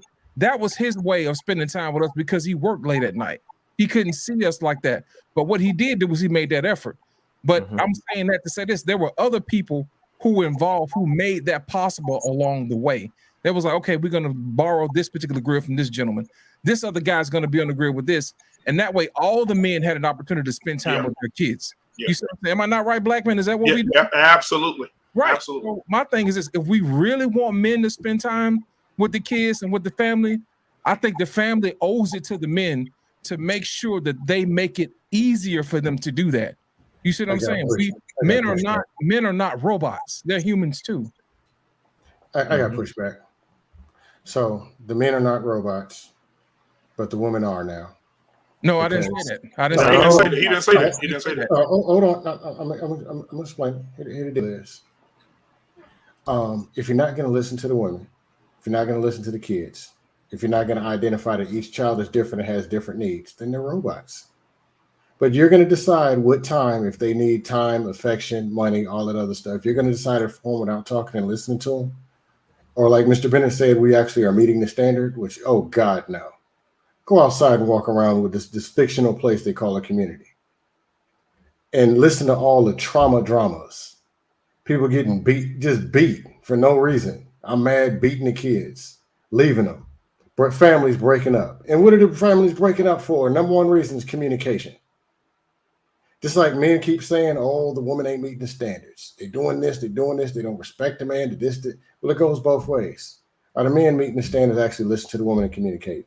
Infidelity, compatibility, expectations, all this is leadership. But all you keep hearing about is these punk-ass paychecks. The bag. 10 minutes from now in this conversation, somebody going to bring up some more money. No more money at the problem. The money, the bags, the money, the bag. Communication, affection, attention, time, energy, love, all this other stuff that they don't talk about across any panel. None. Relationship skills. What are those? The bag, protect, provide. The same things. And all it is a robotic man from 1960s enforcing his will on the dust into the wife, to the kids until they walk out the front door and don't never come back. Repetitive. Then they're on the dust panels crying and I got to troll them. All right. So hold on. Go ahead, real precious. Go ahead. I wanted to say something because Lost in Translation brought up a great point, right? He said there was no time spent at night with the kids. So at football practice or football games or before football games, we would get the grill and things like that. My brother played football, so they would have spaghetti dinners and stuff like that. But it's like, that's a man thinking of those things, right? A woman, I think sometimes we as women, we want things. We would like things. And of course, we say that we want those things. But sometimes you have to know how to move a man without saying, I want more time with you. Sometimes it could be simple as preparing a lunch for both of you so you can sit down and eat and spending time together. Sometimes it is as simple as saying, hey, babe, I scheduled this for us to do. Sometimes you have to move him with your femininity, with your power as a wife to get what you want, because sometimes men feel like, well, Dag, I'm doing all of this and you still want more time, or you still need this. And Scam, I hear what you're saying with the dusting and all of that, but sometimes you have to get creative. Sometimes you have to look past, I'm gonna tell him what I want more time, and if he don't give me more time, then and it's like, you see what he's doing. Work with him. Be the helpmate that God created you to be for him. It's just make lunch. Make lunch on the drive to the studio. Y'all could eat, have a good time, listen to some good music. Don't even talk about work. Reminisce. Sometimes you got to get creative as a woman. Men what if men are supposed to? What are we supposed to? What are those? The pillow princesses? Like, you know what I mean? Like, like the pastor said, be a wife. And it's not always about gimme. I want. I need. It's how can I move my husband in a way where it doesn't seem like I'm asking him for too much? Because it's not too much. You're not asking for too much. But for him and his plate, that might be the thing that tips it over that day. It just might be. So sometimes we have to get creative and say, Lord, teach me. What can I do? How can I help? Man, I just want to point that out. That was nice. That was lost in translation. Nice. That was on point. Sometimes as women, we just gotta get a little creative. Use that charm, use that femininity. You got to get there first. Nah, F that. Oh my God. we enjoyed having Shushu on tonight. She had to leave early. But no. And you know what? To say something to, I'm gonna let Ricky rock it out in just a second. But to say something what Scam said too, is that men are considered robots. Men, if we look at it from a perspective of men can't have emotion, men can't be emotional, they can't be vulnerable. Men have to focus on the thing, on that thing. But let me tell you something. When they talk about this whole football, you talk about this fake community that we in, brother. Listen to me. When I tell you, being in football, well, lost in translation, being in football and knowing these kids and raising these kids. Listen, I got a text message just the other day of a kid that I coached when he was 19 years old. And it made me emotional a little bit to see what he sent me the other day. Hadn't seen him in a long time, always, praying for the young man because he was very talented on the football field, but he had a really, really bad temper, right? And so out of the blue, he sent me this, guys. This is where he's going to college to play ball. And I was like, who is this? And I text back, who is this? He said, Coach, it's me. And I was overjoyed because I've been knowing this kid since he was 8, 9 years old. Now he's about to go to college. And he says, you're the reason why.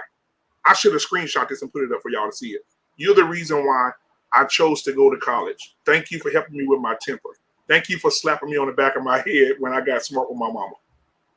Right? Because I was in the community with these boys, right? My son was in the community with these boys, right? Some of these boys that I coach been stabbed before, starving to death, ain't got no food. Some of them coming on Saturday in their school uniforms on Saturday, stank, musty, ain't took no shower, right? My house, I told my wife, baby, just go to the store and get some bleach.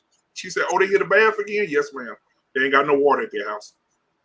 And I'm here, line up, boys, go in there and get in their shower and take a shower. And I'm trying to make it fun for them, not trying to embarrass them. Get in there, let's go. Right? And so being in the community, being a father to not only your children, this is when it gets real deep. Not only being a father to my 6 children, but being a father to these guys on the football team, the guys on the basketball team, feeding them, putting on clothes. Matter of fact, Mandrell, shout out to Mandrell and Scam Likely, I ordered Letterman jackets for all the boys, just for them to have something to be proud of. And Scam bought 2 jackets, I think, and 2 or 3 jackets for the guys. And Mandrell bought some jackets for the guys. And Sir Hale bought a jacket, right? Because I think that's what men should do. I think the idea is, I called them, I said, hey, guys, I got a whole bunch of dudes. I already bought 15 jackets. I can't buy no more. I said, but listen, I need you guys to step up for me. And Scam said, I got you. Ding, Cash App, Mandrell, ding, Sir Hale, ding. Like Cash App just going in, right?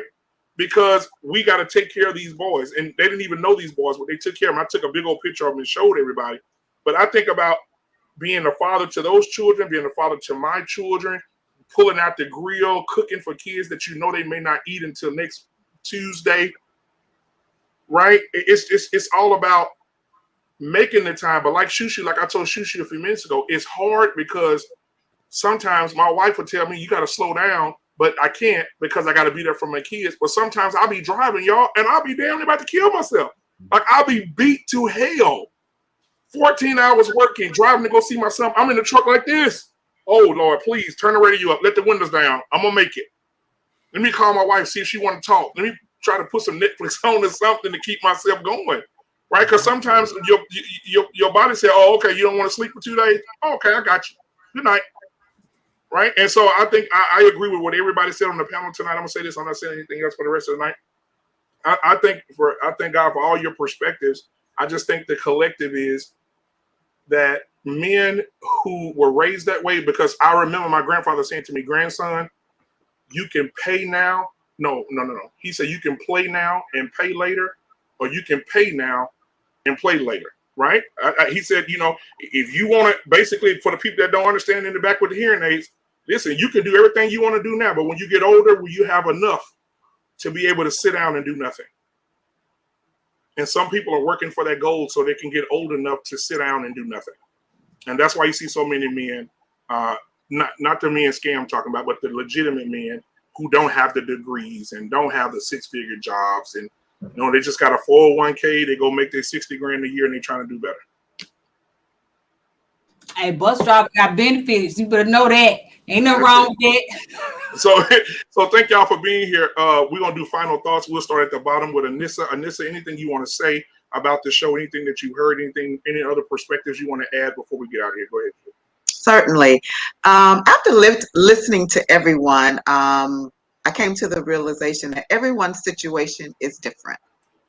Every man could be at a different point, at a different stage. And it comes down to communication and compromise. Women have to be understanding of where your man is, what the goal is, what the plan is, where he's going. And there has to be compromise to help him and support him in that way. But men, if you're going to be in a relationship, You got to communicate with her as well. And you have to be willing also to compromise in order to meet her wants and her needs as a woman. If you want your relationship to work, as I know you want to be successful and you want to get the bag and you want to build this, that, and the other, but if you want your relationship to survive, the effort has to be put in, and it has to be put in by both sides. I think that's the main thing. But everyone's situation is different. I have dated a CEO, and he was at a point in his career where he had built his business, so he literally could play golf like every day. Every day. Like, how many hours does it take to play 18 holes? Is that like 3 to 4 hours a day? I have dated a guy that was a general surgeon. And yeah, sometimes they had long, 10, 12, 14-hour days of being in the surgery. But he was, unless he was on call, the weekends were open. He had time and he did what he wanted to do, his hobbies, his this, his that. So I oftentimes don't buy the excuse that you just don't have any time. And I think it comes to the the compromise that you're willing to make with your woman. Maybe she's okay with once a month. Maybe she's okay with once every 6 months or whatever it is. It could be the little things. She may want you to plan a date. She may want a weekend getaway, whatever it is that your woman needs, because every woman is different. Every woman her wants and needs are going to be different. Some are small, some are grand. But that's where the communication and the compromise comes in. But I think women just want to feel like we know what you have to do. We just want to feel like that we're in there and we're just as important as the other things that you have to do. And I think that, that's my takeaway from it. But I think everyone had good points. That's it. Reckless, let a kitten let the kitten say something. Right, You're muted. Oh, damn, my bad. Let me start over. Shout out to Anissa tonight.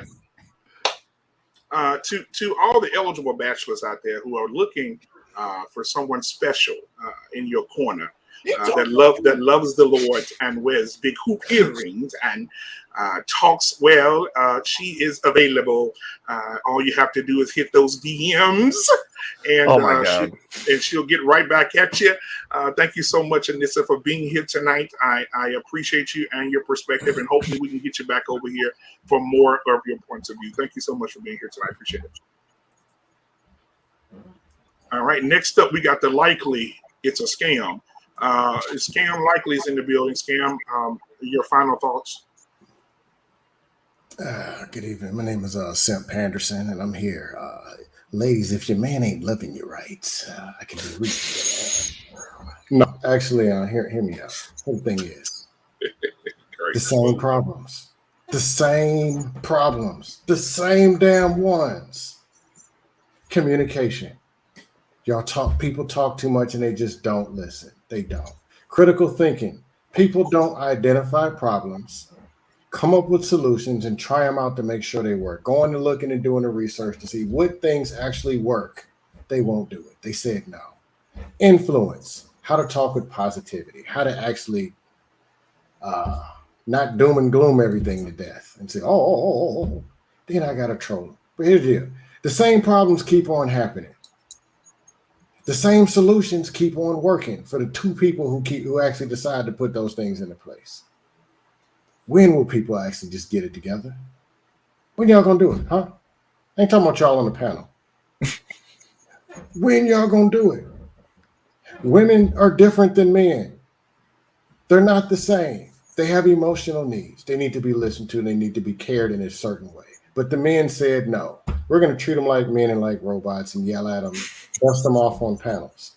Then you keep getting ragdolled up and down the street in the courtroom, on the panels, and everywhere. You got 400-pound Wigosauruses not even responding to your DMs. Y'all created these monsters.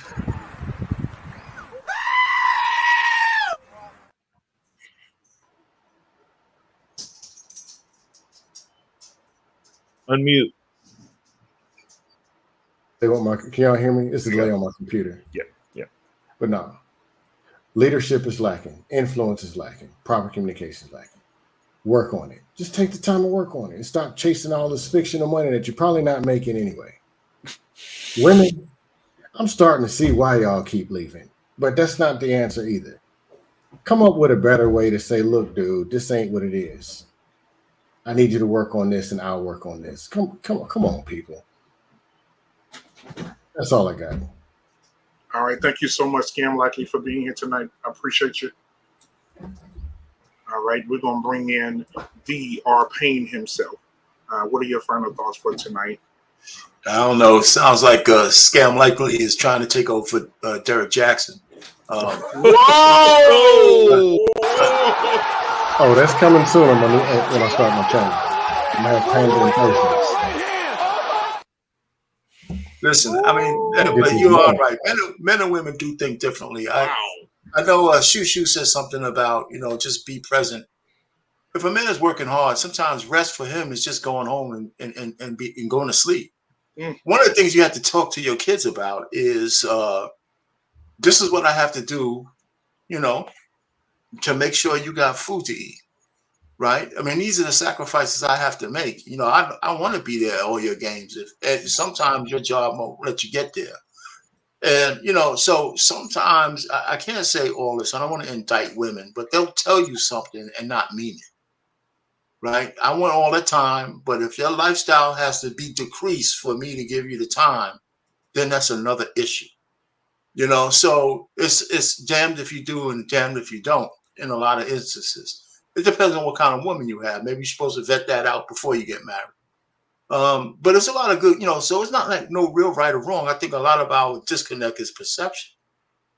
I mean, if you're a good husband, that there's some things you have to give your wife to keep her satisfied, right? I mean, I don't know if I'm good or not. I've been married for 36 years. So my wife pretty much has me in the matrix. And, and I do everything I have for her, so that's why she's still here.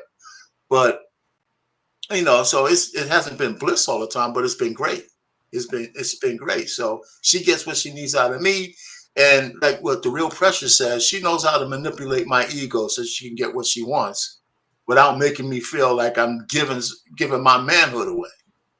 Right. So, and it's cool. She knows how to do that. I don't know how she did it, but she knows how to do this. It's whip appeal on me. Yeah. So anyway, listen. So I can't say anybody's right or wrong. It's just the way life is. You gotta. We had a lot of anecdotal discussion here. For example, my mother died. I was 8. My father, I only saw him like once a month. Damn. But my aunt was his sister. She took us in because she and my mother were best friends. And so I lived in that communal house. My father came back and he gave up money and all that kind of stuff. But I didn't have any animosity against him because he worked 2 jobs. Right? I knew that. My brother, on the other hand, he has some issues with that. So that's another point somebody made. So the way I looked at it was different than how my older brother did. Now, I didn't need that much from my pop, in terms of, because I knew all he could give. But we had a good relationship, a great relationship until he passed away, So, I mean, it's all good. But I do agree a man should be able to take care of his woman's needs. But sometimes she has to realize that the kind of man you have comes with a cost, especially if you want certain things and certain lifestyle. It comes with a cost. It's the law of balances. Anyway, so that's all I have. Thanks for having me up on the panel. All right, thank you so much, R. Payne, for being here tonight, man. Nice meeting all y'all. I mean, I know some of you, but nice meeting you, Shoo, and I know Real Precious from around. Nice to meet you. Appreciate you, my brother. All right, ladies and gentlemen, we're gonna get the infamous and the glorious Shoo in the building. We want to make sure. Yes, look at her. She just got a Colgate commercial smiling for the camera. No, it's Jesus. So we just want to praise God for that. Well, my final thoughts are women never surrender, okay? Oh never my God. surrender. So getting back to the show, we She turned into Ricky. Oh, okay. I'm sorry. I'm sorry. I just had had to clown a little bit. Okay. In all seriousness, though, I think my final thoughts are this: the little things, little moments, hold a lot more value than we give them credit for. And in this conversation, I think when men hear, "Oh, we want you to spend more time," want you to spend more time. It doesn't necessarily, more time doesn't necessarily look like you have to have like clear your whole schedule or, give me more days or something like that.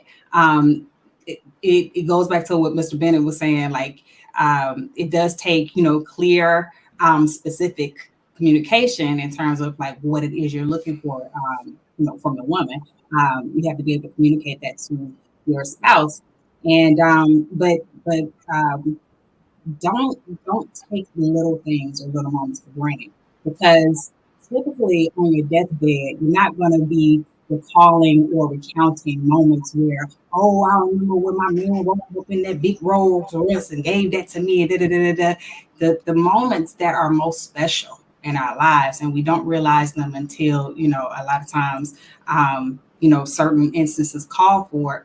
But the most valuable moments in our lives have nothing to do with materials. They typically have everything to do with moments shared with the ones we love.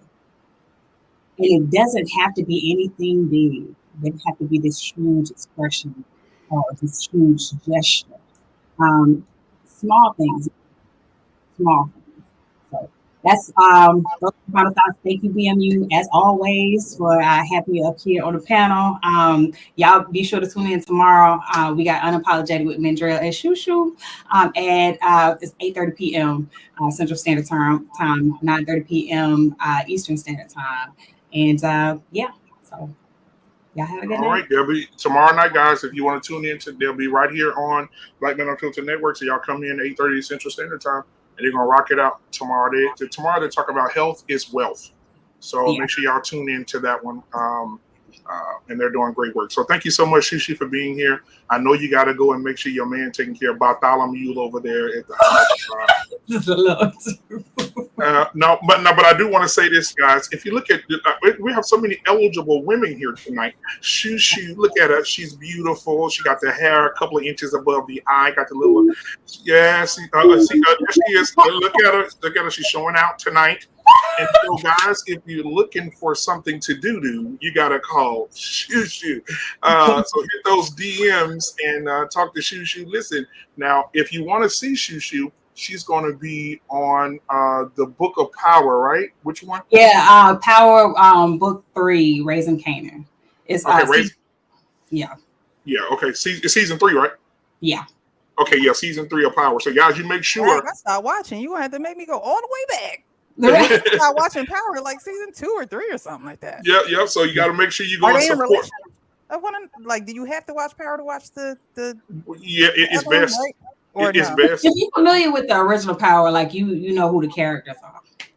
So, well, congratulations, Shushu. Thank you. Oh, also, if I don't know if anybody watches Law and Order, but I was also on the episode of Law and Order. It's the original one because they got. I literally just started watching Law and Order on Netflix from like season 1. Man, listen. Let me tell you something. It's something in that show that draws people. It's a dopamine in that show. Once you start watching it, like you cannot stop. It's addictive. It's addictive. But I'm on the original one. Something in that call ding. It's something in they put in that call sound that they. Right. Yeah. It's got boom boom. Right. Put something in here. It's like right. That lead guitar. That's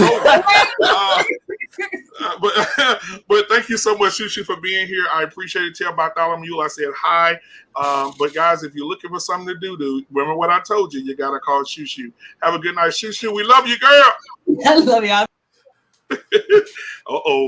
The real Precious is in the building. Listen, if you're looking for the athletic ex-WNBA model entrepreneur young lady with her own channel, listen here. She ain't the fake Precious. She's the real Precious, and she is Precious. Precious. My closing words. First, Give- thank you guys so Uh-huh. much. Thank you, Black Man Unfiltered. I enjoyed being on this panel this evening. I thank you to everyone that was on the panel and all of us who shared conversation. My closing words. I just don't think we have community anymore. And the examples of hard working men. And you don't know it unless you see it. And that's all I saw growing up. And so I guess my views are a lot different than many others, just because that's just what I saw growing up. And, you know, my dad stood on his square. And my mom still respected him. And she still was able to get what she needed by using her femininity, by not raising her voice, by not going back and forth. I think there's great power in that. I think there's great power in that. But I don't want to say that it's a lost cause. But you know, look, Black man, don't tell nobody come in my DM. Don't tell them. Okay, I'm sorry. Okay, because people just don't know what hard working is anymore, and it's a little sad, honestly, this day and age. It's a little sad with social media being what it is, and how it's running rampant, and being the display of what family is, and it's so far away from what family is. But I guess my closing words would be, we just need to do a better job at respecting men. I truly feel from the TD Jakes clip that you showed down to, you know, Anton Daniels, whatever works for them works for them. But at the end of the day, if a man, you know, they always say go with the man who has a plan, right? So if you're going to go with the man who has a plan, and he has a vision for that plan, you know, pivot when you need to, but at the same time, you know, be that helpmate that you were created to be, and try to make it as easy as possible. Everybody needs aren't going to always get met, but the other thing I want to say is definitely make your needs known. Make your needs known, but don't make it you know, I'm complaining, or I'm nagging, or I'm, you know, we have to find creative ways to communicate. We really do. And I think that a lot of people don't communicate because they just don't want to say the words. But sometimes you have to find creative ways to communicate. And if one way doesn't work, try another way. Don't give up. You know, so those are my closing words. But again, Black Man Unfiltered, I thank you. I appreciate you. Thank you so much. Absolutely. And tell everybody how they can watch your channel, because you do have a channel. I'll be trying to get over there on Monday, baby, because I know we've been going 3.5, 4 hours. I understand. Y'all working. On Mondays, I have a men's panel. So that's at 9 p.m. Eastern. And Tuesdays, I'm on sometimes over here, sometimes on the channel. Thursdays, I'm on La Pif Network. Wednesdays and Sundays, I'm going to be coming back out with shows on my channel. But I'm over at the Real Precious on YouTube, Real Precious Official on Instagram, TikTok, Facebook, all that good stuff. But yeah, you type in the Real Precious, you'll see my picture. Yeah, if you go on her Instagram, she models. So when you see her, she's gonna have a different pair of glasses on. Her hair's gonna be. She's gonna throw her head. She's gonna throw her head to the left a little bit. Do it. I can't do it. You go ahead. Show her. These the same glasses. Maybe it's the lighting. I don't know. All right. So thank you so much, Real Precious, for being here. I appreciate you. I appreciate your perspective. On those shows when you have them like on Sunday, stuff like that, man, I would definitely be in on those. Yes, Sunday I'm gonna come back with the I was adopted and in foster care. So Sundays I had content surrounding that. So I'm gonna come back with that as well. Absolutely. Well, thank you so much, Real Precious. And you know, I guess we're gonna say DMs means don't man. Look, just say a when prayer. It comes Just to say message. Look, I believe in your prayer more than I believe in these DMs. I got you. All right, Real Precious, ladies and gentlemen. Good night, guys. Good night. All right. Who we got up next? Hey, Lost in Translation, man. What are your final thoughts for the show tonight, my brother? And thank you again for being here. To piggyback off of Precious, in the Bible. The Bible says money answereth all things. My thing is this: as a couple, you're going to have to learn how to figure out what your why is. Know your why. Know why you get up every morning. Know why it is that you're doing. Because if you know your why, you both can work on knowing your how. And it's that working on knowing your how that you work together, that you form an agreement on what it is that you need to do. In the event that something changes, that's when you guys have to work together to make sure that you slide. And say, for instance, if you want more time, free up more time for your wife. Free up more time for your husband. Make sure that you guys talk to each other at least once a week on the status of the family. Say, hey, look, this is what we got going on this week. At least everybody knows what's going on. My thing is this: going back to the original thing, make sure that we hold men in a light that is favorable, because we have the whole world telling men that they ain't nothing, when in fact more men would stand up if more people cheered them on. You know what I mean? There's a reason why football players run extra hard when the crowd cheers for them.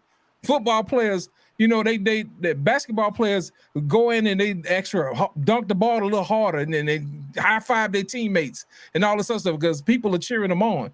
My thing is this: we as a community are going to have to learn how to champion our champions. You know what I'm saying? We're going to have to start sticking up for men and quit taking a dump on them every opportunity we get. You know what I'm saying? After all, these men are the leaders of your community.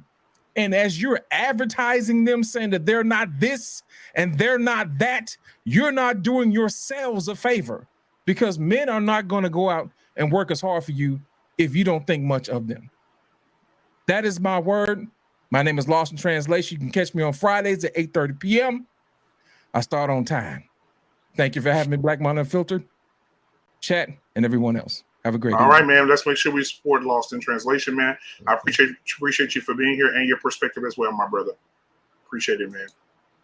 All right, let's get I'm getting Mr. Ben. I'm gonna let my boy Ricky go last because I know he's gonna break the internet. So. All right, well, great show tonight.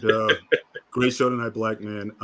One thing I was thinking of this show, and even on Shushu and Mandrell's show last night, this old song from 50 years ago. Mm-hmm. And the cat's in the cradle and the silver spoon, little boy blue and a man on the moon. When you're coming home, Dad, I don't know when, but we'll get together then. We dealing with the same stuff, right? Balancing time with children, with responsibilities, with family. This is an old thing. This is all dealing with scarcity, right? Yeah. And scarcity being defined is how do you satisfy people with unlimited wants with limited resources? So the human existence is all about how do you balance these things out? Yes, everyone's going to want, and everyone's going to want different things at different times. You're not going to want the same things all the time. So how can you also adjust and adapt to the needs of your children, your spouse, as time changes, as circumstances change? That is something that we're always going to be wrestling with. So there's never going to be a definitive answer as to how we get to this nirvana place where we just got everything clicking. But you still have to keep on listening. You have to be present mentally. You have to be taking inventory of the people who you are in charge of, those who are in your care, your spouses, your children. That is just an ongoing work, and it's not going to get any better until Jesus comes back. So this is just something that we're just in the struggle to find that balance. Brother was just saying, yeah, money solves everything, but we also know that the love of money is a root of all kinds of evil. So again, it's that balance. A lot of guys have to work because they have to, because they got to take care of their families. We get that. But some people are just in that endless pursuit of chasing the bag, like the Moby Dick that they never get, and what we lose in the process. So we have to find a way how it's going to, how it's going to balance. And we understand it's not going to be the same for everybody. Some people are meant to go after that, like Reckless. I mean, the fact that you don't have kids yet, you're singly focused, and I think if anyone's going to go after the bag, I think you're in a perfect position to do so. But my only point earlier was that might not be the lot for everyone. We love it to be for everyone, but we understand that most people, is going to be different for them. So how we find that balance? That's why I want people to really think about, and that starts with understanding you. Like, what are you really after? Like, what does that bag mean to you as a man? What are you really talking about? Oh, it's for the family, or are you just trying to satisfy an ego or something? Ladies, when you talk about when you want that time, like as it was said earlier tonight, what does that really mean to you? Right? Is it, just doing nothing, or do you want to build something? I mean, so again, people really need to take a personal assessment in terms of what their needs are, and then share it with their loved ones, and then work together to see how to do that. That's how most of us are going to have to work that out. And it's going to take some time. It's going to take some effort. It's going to take some stumbling. Something's going to get over prioritized over time. But generally speaking, if the people have a good character, you're generally going to swing that pendulum back to center. And again, if you're going to be married for a long time, you're going to go through those ebbs and flows. So again, there's no perfect science to this. And even my wife and I, in our 27th season, we're still working this out in terms of, trying to find that right balance of time and going out there and making them. We're still, talking about what ways we could bring more money into the family always. But then we're trying to build time for ourselves because we gave up so much of ourselves to sacrifice for our kids and whatnot. And now we're trying to find ourselves again and be boyfriend and girlfriend again. So we're in that phase of trying to reestablish ourselves that way. So again, that's the common struggle of humanity. And, so I think really just people taking that personal assessment and then bring it to the floor and have a conversation and work out an agreement. Like I said, if sex has to be on the calendar, so be it. But just make it work for you guys so that you get, guys don't lose your minds in the process, and hopefully keep your marriage going until things get to a point where, you can see better things. But again, appreciate the conversation tonight, Black Man. And again, typically guys, you can find me here. I'm typically here Tuesday and Friday nights. Sometimes I drop it on a sports show on Wednesdays, and even Mandrill and Shushu. So I'm all in these spaces here. But mainly you can find me on Instagram, Paul T. Bennett on Instagram. So I really stress fitness over 50. And really encouraging guys to take care of yourselves. Okay, I don't necessarily look like Arnold Schwarzenegger. You don't have to be, but definitely doing things to stay as strong and fit as possible for your age. I'm always encouraging that, and always trying to post positive content in pursuit of that. So appreciate the opportunity, Black Man, and everyone else on the panel. You guys have a great night. Thank you. Appreciate it, man. Mr. Bennett, ladies and gentlemen. Appreciate you, man. Appreciate it. Reckless Ray, what are your final thoughts, my brother? I've got a couple of questions for you. It's part of my soliloquy, so I'm gonna. Okay, go ahead. Is your wife fine to you? You think your wife's attractive, right? Yeah. Right. Makes you feel good about yourself, right? Mm-hmm. Right. You get to take her out on your arm, feel proud. Feel proud. Show her off. You be like, "This is mine." Mm-hmm. When your kids succeed at sports, makes you feel proud, right? Yeah. Yeah. Everything that we do as men, folks, is ego. Everything we do is ego. We do nothing for Ricky any other agrees. reason than to satisfy ego. Right. And this brings me to my point. It is our job to do the most we can. Does that mean that everybody's going to be the conqueror? Does that mean everybody's going to be a winner? Absolutely not. Most of y'all ain't going to make it. A lot of you are dead bodies walking as we speak. Damn. Totally fine. But you should try. Because revolutions were started by people who decided that this is enough and tried. Heroes were made out of regular people who said this is enough and tried.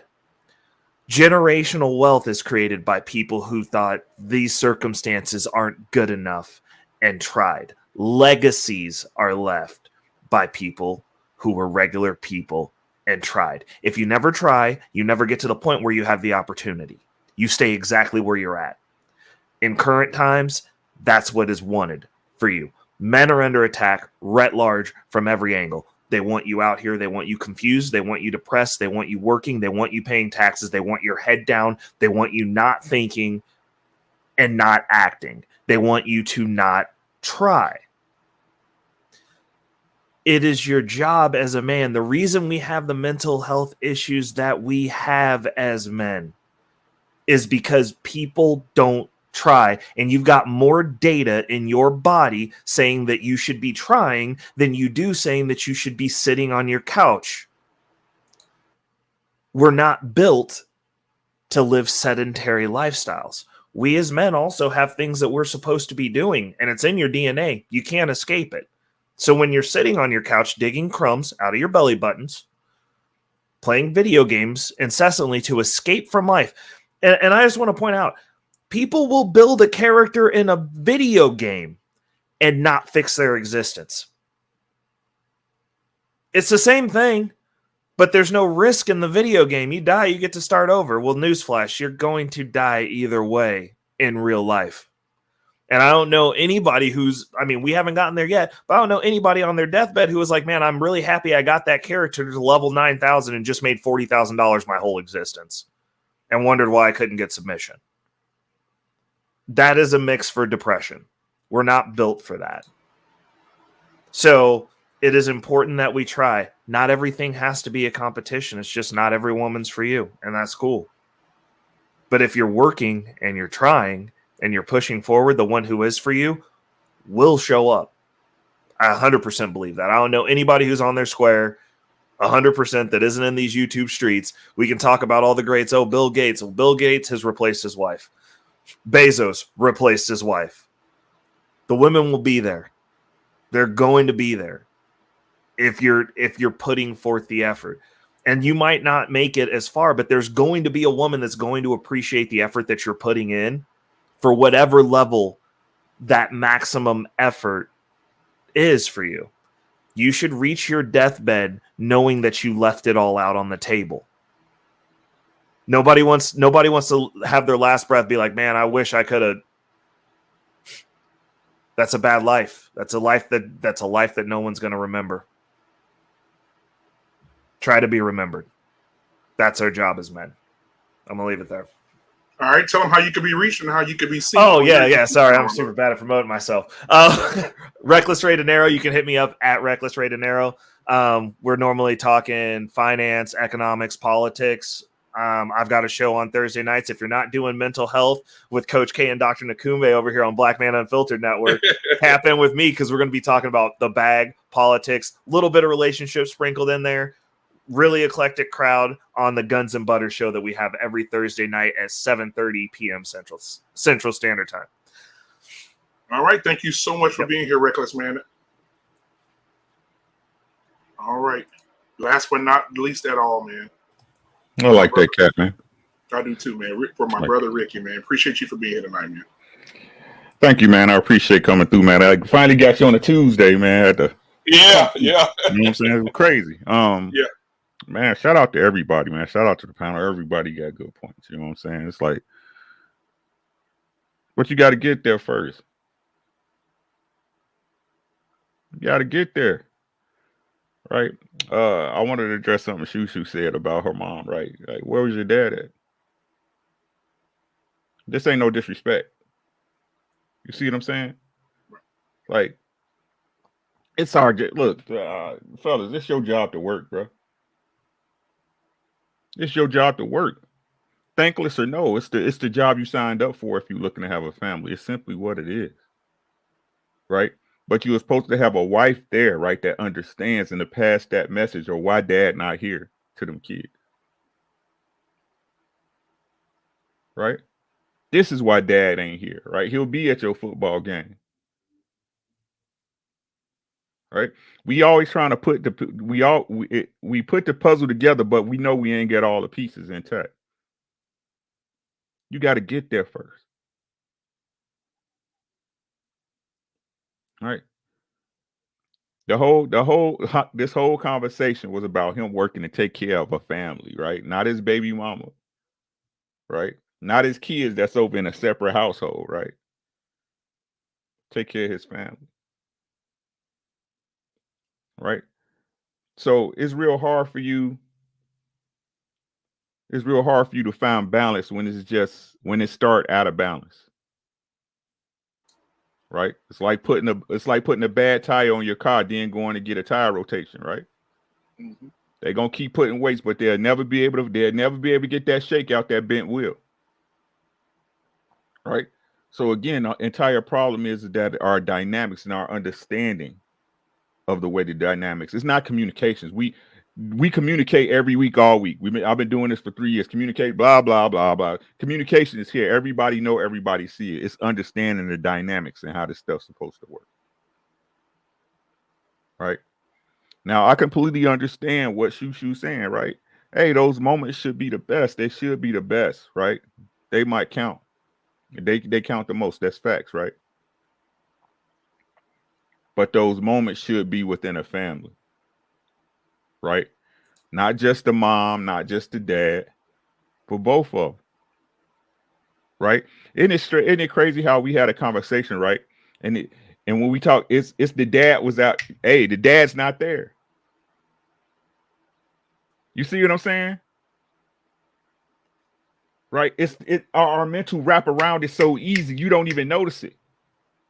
It's second nature to us. Nobody could say, hey, the mom and dad wasn't there. I need y'all to listen to me. Did you hear what I said? Mom and dad missed my shows, my football game. Right?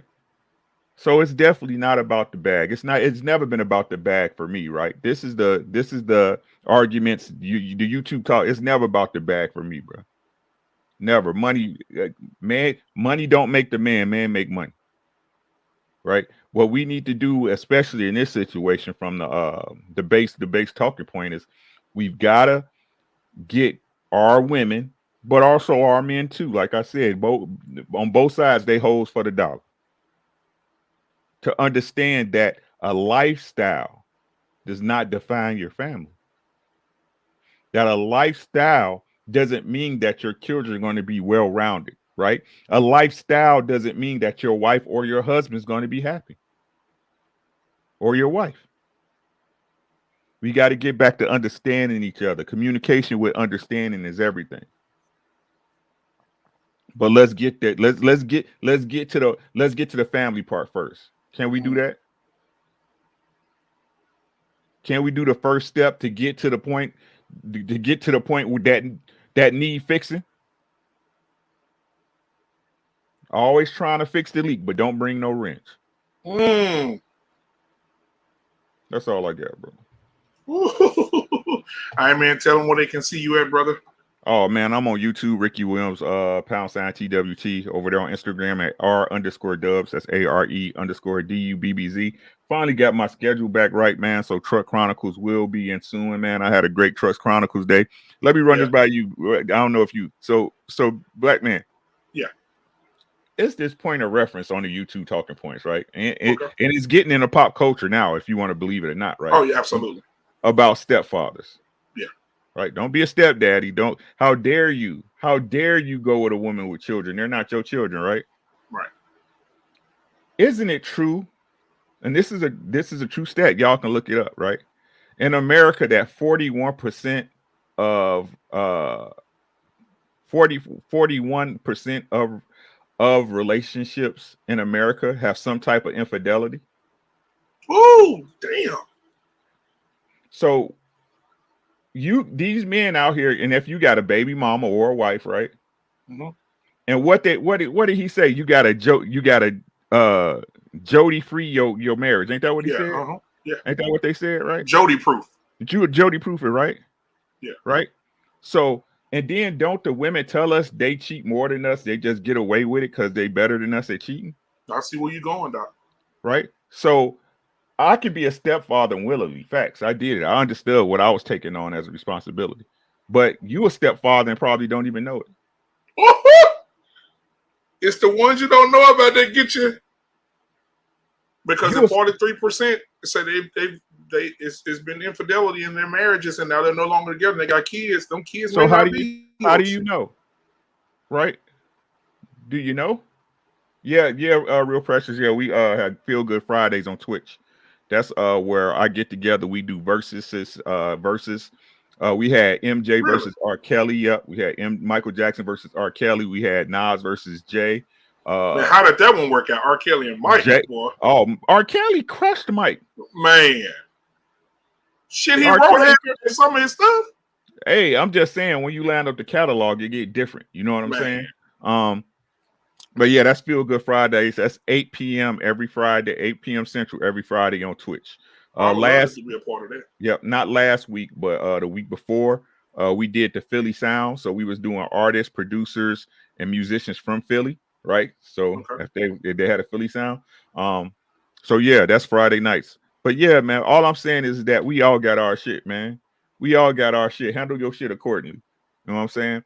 But first and foremost, we need to get back to this family thing. We done tried everything else and ain't nothing else worked. The only thing we know that worked was family, right?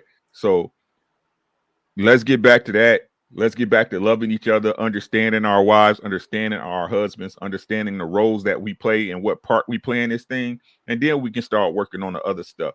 And if you ask my personal opinion, if we get back to that, that other stuff will work itself out. Yep. That's all I got, man. All right, man. Thank you so much, Ricky, for being here tonight, my brother. All right, man. Peace.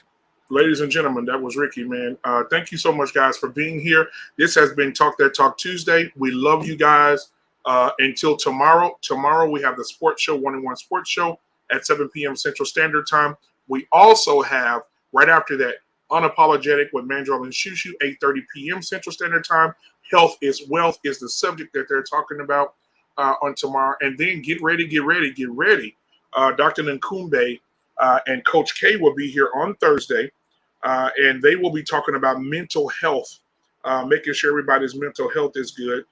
They said the title of their show is going to be "What is Happiness and Who is Responsible for It?" That's Breaking the Cycle with Dr. Nkumbe and Coach K. So that's 7 o'clock Central Standard Time on Thursday. And Friday, we have Barbershop Talk. Don't forget about Barbershop Talk on Friday, every Friday at 8:30 p.m. Central Standard Time. The fellas get together and we have some conversation about everything, and we have a really good time. So thank you again for tuning in tonight to Black Men Unfiltered Network. I hope you enjoyed the conversation. Don't be a stranger. Make sure you guys come back, and let's make it happen. All right. Until next time, I'm out.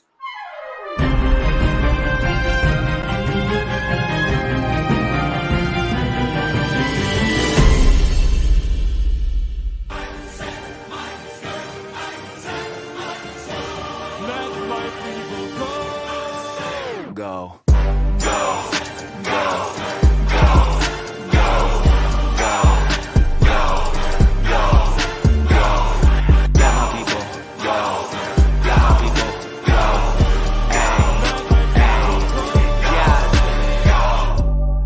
Fire by night and a pillar of vapor by day. Walk through the desert, but when you admire the light, see the villains are paper mache. I'm on the way to the promised land, no contraband. I'm an honest man, I'm coming. Have y'all met me? I'm set free, playing my part like the Red Sea. Man, I'm from heaven, I'm here with my brother in the volumes 11. Now we're getting rowdy.